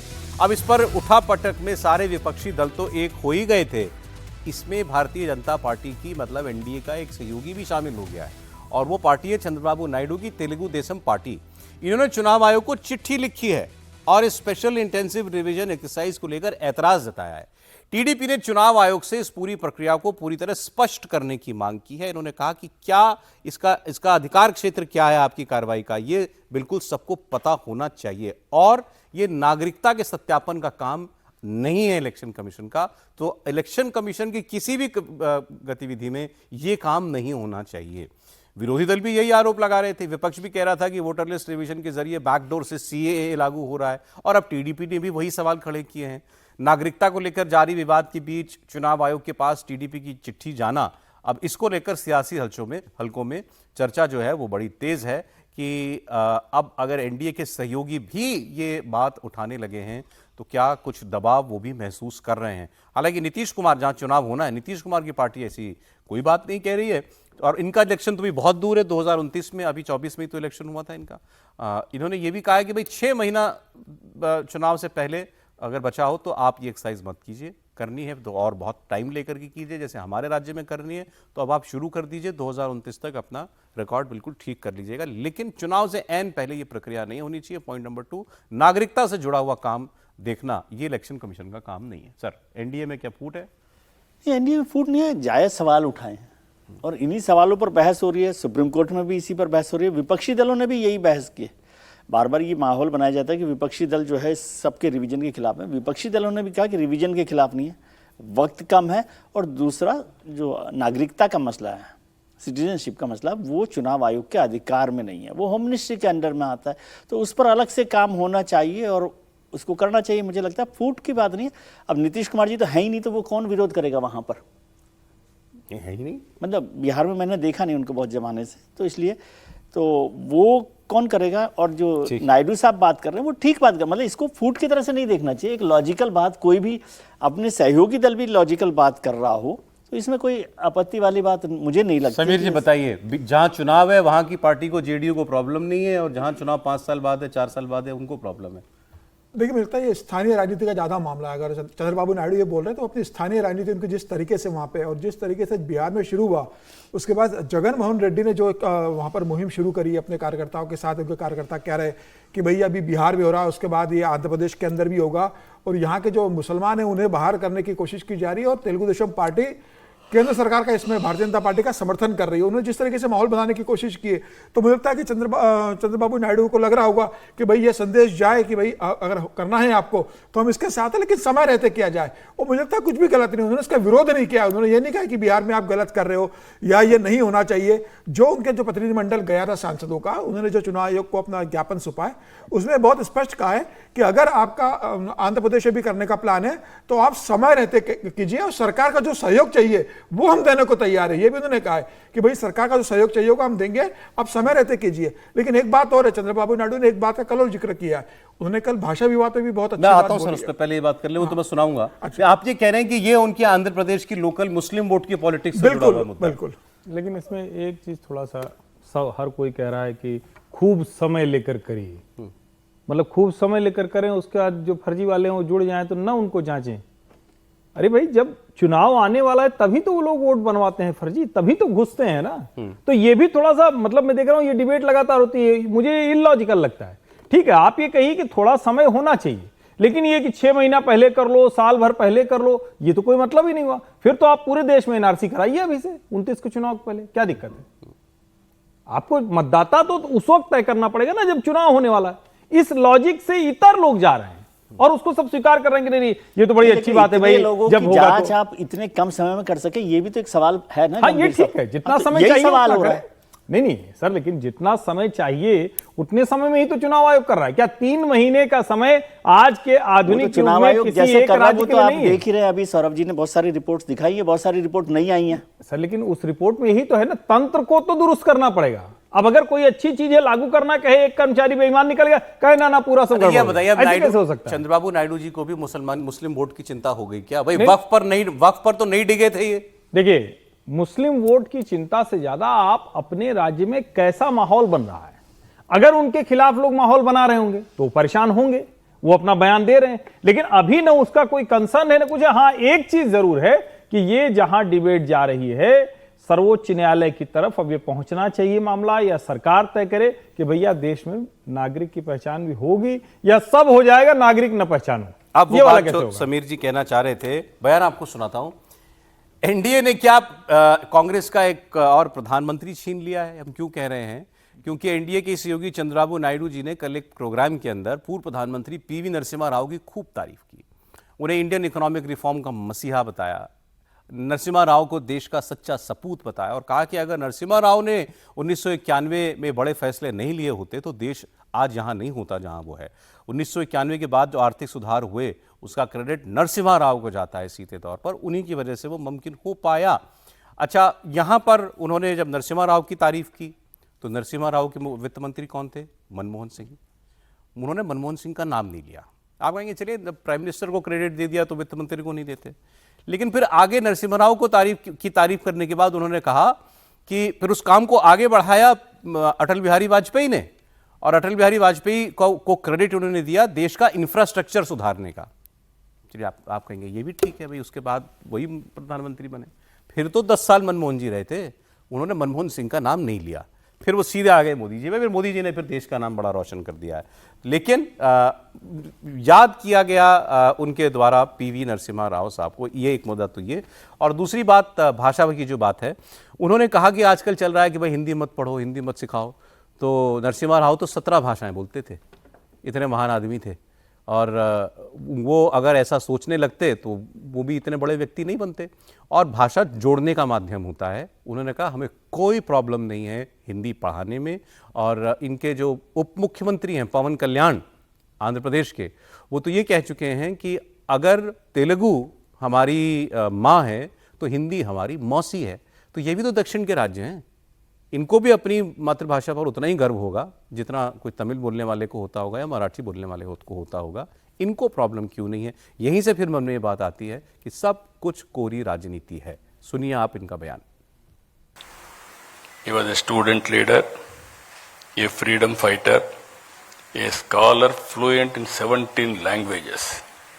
Now we are all talking, why should we learn Hindi? Not only he learned Hindi, he has learned 17 languages. That is how he has become a great man. P.V. Narasimha Rao became the Prime Minister in India in June 1991. He recognized that the crisis was an opportunity and realized that India needed bold economic reforms. He went ahead and launched the economic reforms, launched the historic economic reforms, that is in 1991. He has changed the future of India. After Narasimha Rao ji, Atal Bihar Vajpayee ji laid the solid foundation for the development of physical infrastructure and telecom revolution in this country. I am very fortunate I was associated with him. अच्छा, मैं दोनों पर बात करूंगा। पहले, अभी तक हमारे यहाँ उल्टा होता आया है। इकोनॉमिक रिफॉर्म की जब बात हुई तो मनमोहन सिंह जी को, दिवंगत मनमोहन सिंह जी को क्रेडिट किया। लोग पूछते थे भाई जिन वो प्रधानमंत्री थे उनको भी तो याद कर लो, लेकिन मनमोहन सिंह जी का नाम पहले लिया जाता था। इन्होंने नाम लिया नरसिम्हा राव जी का। दोनों बातें सही कैसे हैं? इसलिए क्योंकि नरसिम्हा राव है आंध्र प्रदेश से, तो वो जो एक तेलुगु कनेक्शन है वो नायडू साहब के, मतलब नरसिम्हा राव तो वहाँ हीरो है ना, तो इसलिए वो बात करते हैं। मनमोहन सिंह जी को आप कनेक्ट करते हैं कांग्रेस के साथ, तो इसलिए कांग्रेस के नेता नरसिम्हा राव, कांग्रेस में ही थे नरसिम्हा राव भी, वैसे तो कांग्रेस में ही हाँ, लेकिन कांग्रेस के नेता नहीं याद करते हैं आजकल नरसिम्हा राव जी को, तो वो मनमोहन सिंह को देते हैं सारा का सारा क्रेडिट। दोनों को ही क्रेडिट मिलना चाहिए, नरसिम्हा राव जी को भी। नरसिम्हा राव क्योंकि लीडर थे, लीडर ही तो उसको सब कुछ करेगा ना। यदि वो एग्जीक्यूशन लेवल पर नहीं आता या ऑर्डर नहीं करता तो वो नहीं होता, लेकिन एग्जीक्यूशन मनमोहन सिंह ने किया, तो वो दोनों बातें हैं। और वाजपेयी जी के साथ नायडू जी ने काम किया है। उस समय जब एनडीए की सरकार थी तो नायडू जो उनके कन्वीनर भी थे, कन्वीनर थे उस समय, तो वो पूरा उनके साथ रहे हैं लगातार। इसलिए दोनों चीज़ों का एक पॉलिटिकल कनेक्शन मैं देखता हूँ कि कोई इसमें ऐसी बात नहीं है कि वो मनमोहन सिंह को क्यों वो इसमें जोड़ना चाहेंगे, जब आज भी वो एनडीए के, हो सकता है यदि वो यूपीए के साथ पार्टनर होते तो मनमोहन सिंह की, तो वो मनमोहन सिंह जी का भी नाम ले लेते वो पहले, वाजपेयी जी को छोड़कर भी बात कर सकते। तो ये पॉलिटिक्स में चलता रहता है। और नरसिम्हा राव आंध्र प्रदेश के बड़े नेताओं में से माने जाते हैं। ये भी बात ठीक है जो उन्होंने कही कि वो 17 भाषा जानते थे। मेरी 2-3 मुलाकात नरसिम्हा राव जी से हुई है। अच्छा, उनकी जब वो किताब आ रही थी तो उनके साथ एक आध चर्चा मेरी। तो आपने कौन सी भाषा में बात की थी? मैंने हिंदी में ही की थी, मुझे तो हिंदी आती है। वो हिंदी अच्छी बोलते थे? वो हिंदी अच्छी बोलते थे और हिंदी पर बड़ी चर्चा उन्होंने की। और ये बात हम रोजाना ही करते हैं कि भाषा को लेकर ये विवाद जो है ना, भाषा का सम्मान करना, गर्व करना तो ठीक है, लेकिन भाषा के विरोध में होना, ये माँ और मौसी की परंपरा तो हम हमेशा से ही भाषा को लेकर करते हैं। बड़ी सदी हुई टिप्पणी है कि भाई वो आदमी और क्या नुकसान क्या होता है ज्यादा भाषा जीतने, एक एक्स्ट्रा भाषा, ज्यादा भाषा सीखने से नुकसान क्या होता है? नुकसान क्या हो जाएगा? मैं एक उदाहरण और ऐड कर देता हूँ। बात कर रहे हैं अच्छी बात जितनी जाए उतना अच्छा है। पेमा खांडू जो अरुणाचल के मुख्यमंत्री हैं, उन्होंने क्या बोला? उन्होंने बोला हमारे यहाँ पर 22 जनजातियां, ज्यादा ही बता रहे थे, 22 या 26, और उसमें उपजातियां कर देंगे तो 200 से ज्यादा है। हर उपजाति की अपनी अलग भाषा, अपना अलग डायलेक्ट है। मेरी भाषा कोई नहीं समझेगा उनमें से, अगर मैं अपनी लोकल उसमें बोलूंगा तो, लेकिन मैं हिंदी बोलूंगा तो सब समझेंगे। तो वहां नॉर्थ ईस्ट में सब, मतलब कम से कम अरुणाचल की वो बात कर रहे थे, सब हिंदी बोलते हैं। क्यों बोलते हैं? अपनी भाषा को खोने का डर उनको भी होगा ना, या उससे मातृभाषा उनकी वो ये जो है, लेकिन आपस में कनेक्ट करने की भाषा हिंदी बन गई है उनके लिए। अंग्रेजी जो पूरे देश में चलाई जा रही है, वो अरुणाचल प्रदेश में कम से कम स्थान हिंदी ने लिया हुआ है। नहीं, देखिए, मुझे लगता है कि ये, इसमें मैं गुरु गोलवलकर जी को याद करूं तो उन्होंने कहा था कि हर भारतीय भाषा राष्ट्रीय भाषा है। अब चूंकि ठीक है, बढ़िया बात है। संघ के जरिए से आए, चूंकि कहते हैं ना कुछ तीखी बात ही संघ के नजरिए से आती है, लेकिन संघ के सरसंघ चालक अगर ये कहें या संघ के प्रमुख नेता, शीर्ष अधिकारी ये कह रहे हैं कि हर भारतीय भाषा राष्ट्रीय भाषा है, तो उसकी चर्चा कम होती है। लेकिन जरा ये भी सोचिए कि ये जो भाषा विवाद है, क्या कभी सस्टेन कर पाया? तो तमिलनाडु छोड़कर देश के किसी हिस्से में सस्टेन नहीं कर पाया। तो हम इसको यूं भी देखें कि उस वक्त अगर कांग्रेस राष्ट्रीय पार्टी के तौर पर मैदान छोड़कर नहीं भागी होती तो शायद वो भी ठीक रहता। लेकिन एक चीज पर मेरा ऐतराज भारी है। आपने शुरू में कहा कि एनडीए ने एक और प्रधानमंत्री छीन लिया कांग्रेस का। अरे भैया, कांग्रेस ने उनको कभी अपना माना ही नहीं, नरसिम्हा राव जी, नरसिम्हा राव जी को। इस देश के महान सपूत को, जो सचमुच अगर कोई, अच्छा ये बताइए आप में से कितने लोग लियाकत अली खान को जानते हैं? किसी को ध्यान में हो तो बताए। अच्छा चलिए, षणमुगम शेट्टी को जानते हैं? नहीं जानते होंगे इनको भी। इसलिए नहीं जानते क्योंकि प्रधानमंत्री हमारे जवाहरलाल नेहरू थे, उनके ये फाइनेंस मिनिस्टर थे। लेकिन ना, आपको मनमोहन सिंह याद है, नरसिम्हा राव नहीं याद है। कैसे हो पाएगा? जवाहरलाल नेहरू जी फरवरी मार्च 58 में बस रहे थे वित्त मंत्री, बाकी वो नहीं थे। उसका सीडी देशमुख साहब रहे। मतलब देश ने कैसे कांग्रेस के ट्रैप में फंसकर विमर्श ही बदल दिया। और मैं बार बार कहता हूं कि यह बौद्धिक बेईमानी है। आप या तो प्रधानमंत्री को क्रेडिट दीजिए तो प्रधानमंत्री को क्रेडिट दीजिए, लेकिन जहां गांधी परिवार के लिहाज से नहीं, वहां आप किसको क्रेडिट दे रहे हैं? वित्त मंत्री। गांधी तो क्रेडिट तो प्रधानमंत्री को ही जाना चाहिए। नहीं, कहां दिया किसी ने? नरसिम्हा राव जी आज तक, उनके परिवार के लोग जमीन तक तो दी नहीं उनको, जमीन तक तो दिल्ली में दी नहीं। ये कांग्रेस का चरित्र है। और ये तो सब जानते हैं कि बाहर शव पड़ा रहा। और तो अकबर रोड के शव जो है कांग्रेस, हाँ वही मैं कह रहा हूं, अकबर रोड के मुख्यालय के बाहर पड़ा रहा, इसलिए सोनिया जी नहीं चाहती थी। कांग्रेस तो की मुझे चाबी, लगता है कि गेट नहीं खोल रहा था, चाबी नहीं। हाँ वही मसला है ना, क्योंकि चाबी तो इशारे पे ही चलती है। तो मेरा ये मानना ठीक है, भाषा के बहाने ये भी एक बात होनी चाहिए कि देश नरसिम्हा राव जी के वक्त में सोनिया गांधी जी के लिए चाबी नहीं खुली थी कांग्रेस की। हाँ नहीं खुली थी, ठीक बात है। महाराष्ट्र की कुछ खबरें हैं, मैं उसकी बात अब आपसे करता हूं। महाराष्ट्र में फिर एक नई सियासी हलचल है। शरद पवार की पार्टी एनसीपी, शरद चंद्र पवार के जो प्रदेश अध्यक्ष थे अभी तक, उनको बदल दिया गया। जयंत पाटिल की जगह पर शशिकांत शिंदे को कमान मिल गई है। तभी से एनसीपी शरद गुट में फूट की खबरें आ रही हैं। अब देवेंद्र फडणवीस के करीबी गिरीश महाजन ने यह दावा किया है कि जयंत पाटिल अपनी पार्टी में नाखुश हैं और हमने उनसे संपर्क किया है। बाकी खबर कितनी सच्चाई है, कितना दम है, बता देंगे समीर जी भी। टूट रही है पार्टी शरद पवार की? नहीं, पार्टी तो नहीं टूटेगी। देखिए, जयंत पाटिल बड़े नेता है, इसमें कोई दो राय नहीं। 8 बार से इस्लामपुर के विधायक है, 8 बार के विधायक रहे वो, और 2017 से वो पार्टी के विधायक थे। अगर देखा 17-18 में राष्ट्रवादी कांग्रेस के वो विधायक बन गए जब पार्टी टूटी रही थी, तो 7 साल से वो वहां के पार्टी के अध्यक्ष थे। सॉरी, 2017 में अध्यक्ष बन गए थे पार्टी के। 7 साल से ज्यादा। वही जो जेल गए थे ना? नहीं, ये नहीं, जयंत पाटिल जेल नहीं गए थे, वो देशमुख गए थे, वो गृह मंत्री गए थे। वो अनिल देशमुख गृहमंत्री जेल गए, अनिल देशमुख थे। और अनिल देशमुख ने इनका नाम प्रस्तावित किया था अभी अध्यक्ष के लिए। तो बहुत बढ़िया आदमी है जयंत पाटिल, सांगली से आते हैं। और मुझे लग रहा है कि वो कह रहे थे कि भाई इतना लंबा समय हो गया है, मुझे अब युवाओं को मौका देना चाहिए।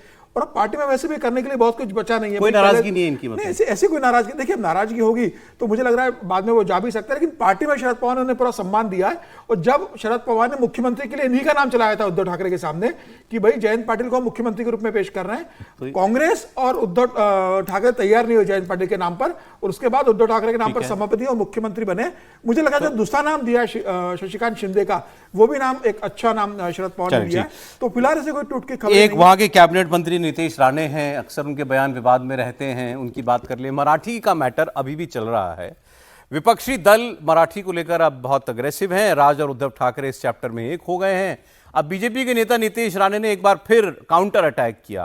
पहले इन्होंने कहा था कि जरा भिंडी बाजार में जाकर के आप मुसलमान जो वहां रहते हैं उनसे जाकर के मराठी में बुलवा के दिखा दो।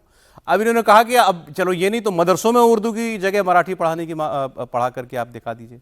नीतीश राणे ने कहा कि विपक्ष को चाहिए कि वो 5 वक्त की नमाज भी मराठी में पढ़वाए और मदरसों में भी बच्चे मराठी सीखें। पाठशाला काय को जरूरत है? मदरसा में मराठी चालू करो ना, सबसे आसान है। अलग पाठशाला करने की जरूरत ही नहीं है। महाराष्ट्र में बहुत मदरसा है, वहां उर्दू के बजाय आप मराठी शुरू करो ना उधर, आपका मेहनत कम हो जाएगा। काय को है आपके ऐसे मीडिया में आने के लिए नौटंकी करने की जरूरत है? आपके मुल्ले मौलवी को बोलो अच्छी तरह से मदरसा में सिखाओ उधर। हम लोग को भी समझ जाएगा ना कि मदरसा सच्ची में पढ़ाई के लिए, वरना पुकड़ में गन बिन तो मिलते हैं उधर सब। जैसे बोला आजान को मराठी में नहीं कहा, बोलने को बोलो उनको 5 वक्त का आजान।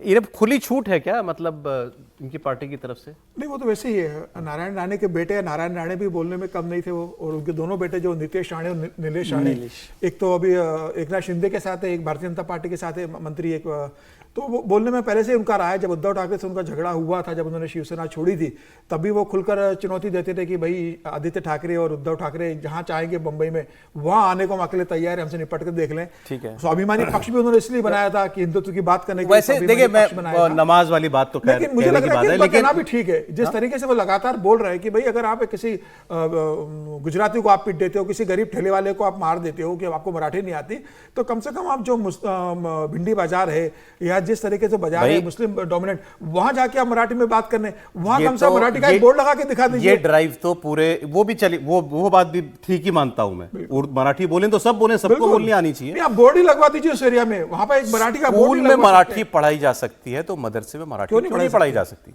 मतलब उनका कहने का जो भी आशय रहा हो, लेकिन बात तो सही, पढ़ाई जाए। नहीं, वो तार्किक बात कर रहे हैं। कुछ चीजें हैं जो वो हिंदू मुसलमान करते दिखते हैं, और नितेश राणे या जो भी समीर जी ने कहा, दरअसल ये सब बाला साहब के प्रशिक्षित सैनिक हैं, मतलब उनके ही अंदाज में बात करते हैं। तो ये इधर रहेंगे तो भी ऐसे ही बोलेंगे, उधर रहेंगे तो भी ऐसे ही बोलेंगे, हो सकता है विषय बदल जाए। लेकिन ये तो लॉजिकल है ना भाई, आप महाराष्ट्र की बात कर रहे हैं तो आप ये तो कह सकते हैं ना सभी शिक्षा संस्थानों में हो, मदरसा क्या शिक्षा संस्थान नहीं है? ये सवाल खड़ा होगा, क्योंकि अगर आप ये कह रहे हैं कि पहली से 5वीं तक था तो बड़ी मुसीबत हो रही थी, तो भाई मदरसा क्या उसके अलग तो पढ़ता नहीं? तो मुझे लगता है ये तो लॉजिकल है, भले ही ये काउंटर के लिए किया जा रहा है, लेकिन ये बात लोगों को तार्किक समझ में आएगी। आइए अगली खबर की बात करते हैं, ये भी महाराष्ट्र से जुड़ी है। एलन मस्क की कंपनी टेस्ला आखिरकार भारत में आ गई। बड़े लंबा वक्त से इंतजार हो रहा था, कोशिशें भी हो रही थी कि टेस्ला को भारत लाया जाए। टेस्ला दुनिया भर में इलेक्ट्रिक व्हीकल की सबसे बड़ी कंपनी है।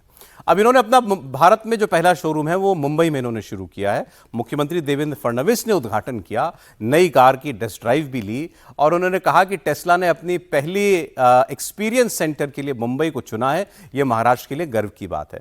लेकिन आदित्य ठाकरे ने इसका क्रेडिट 2.5 साल की महाविकास अघाड़ी की सरकार को दिया, जिसमें उनके पिताजी मुख्यमंत्री थे। उन्होंने कहा कि उनकी सरकार की इलेक्ट्रिक व्हीकल पॉलिसी की वजह से ही तमाम इलेक्ट्रिक व्हीकल की कंपनियां जो हैं वो महाराष्ट्र में अपना शोरूम खोल रही हैं। टेस्ला मुंबई में एक्सपीरियंस सेंटर के साथ साथ डिलीवरी की व्यवस्था, लॉजिस्टिक्स की व्यवस्था और सर्विसिंग की व्यवस्था, ये सारी खड़ा कर रहा है।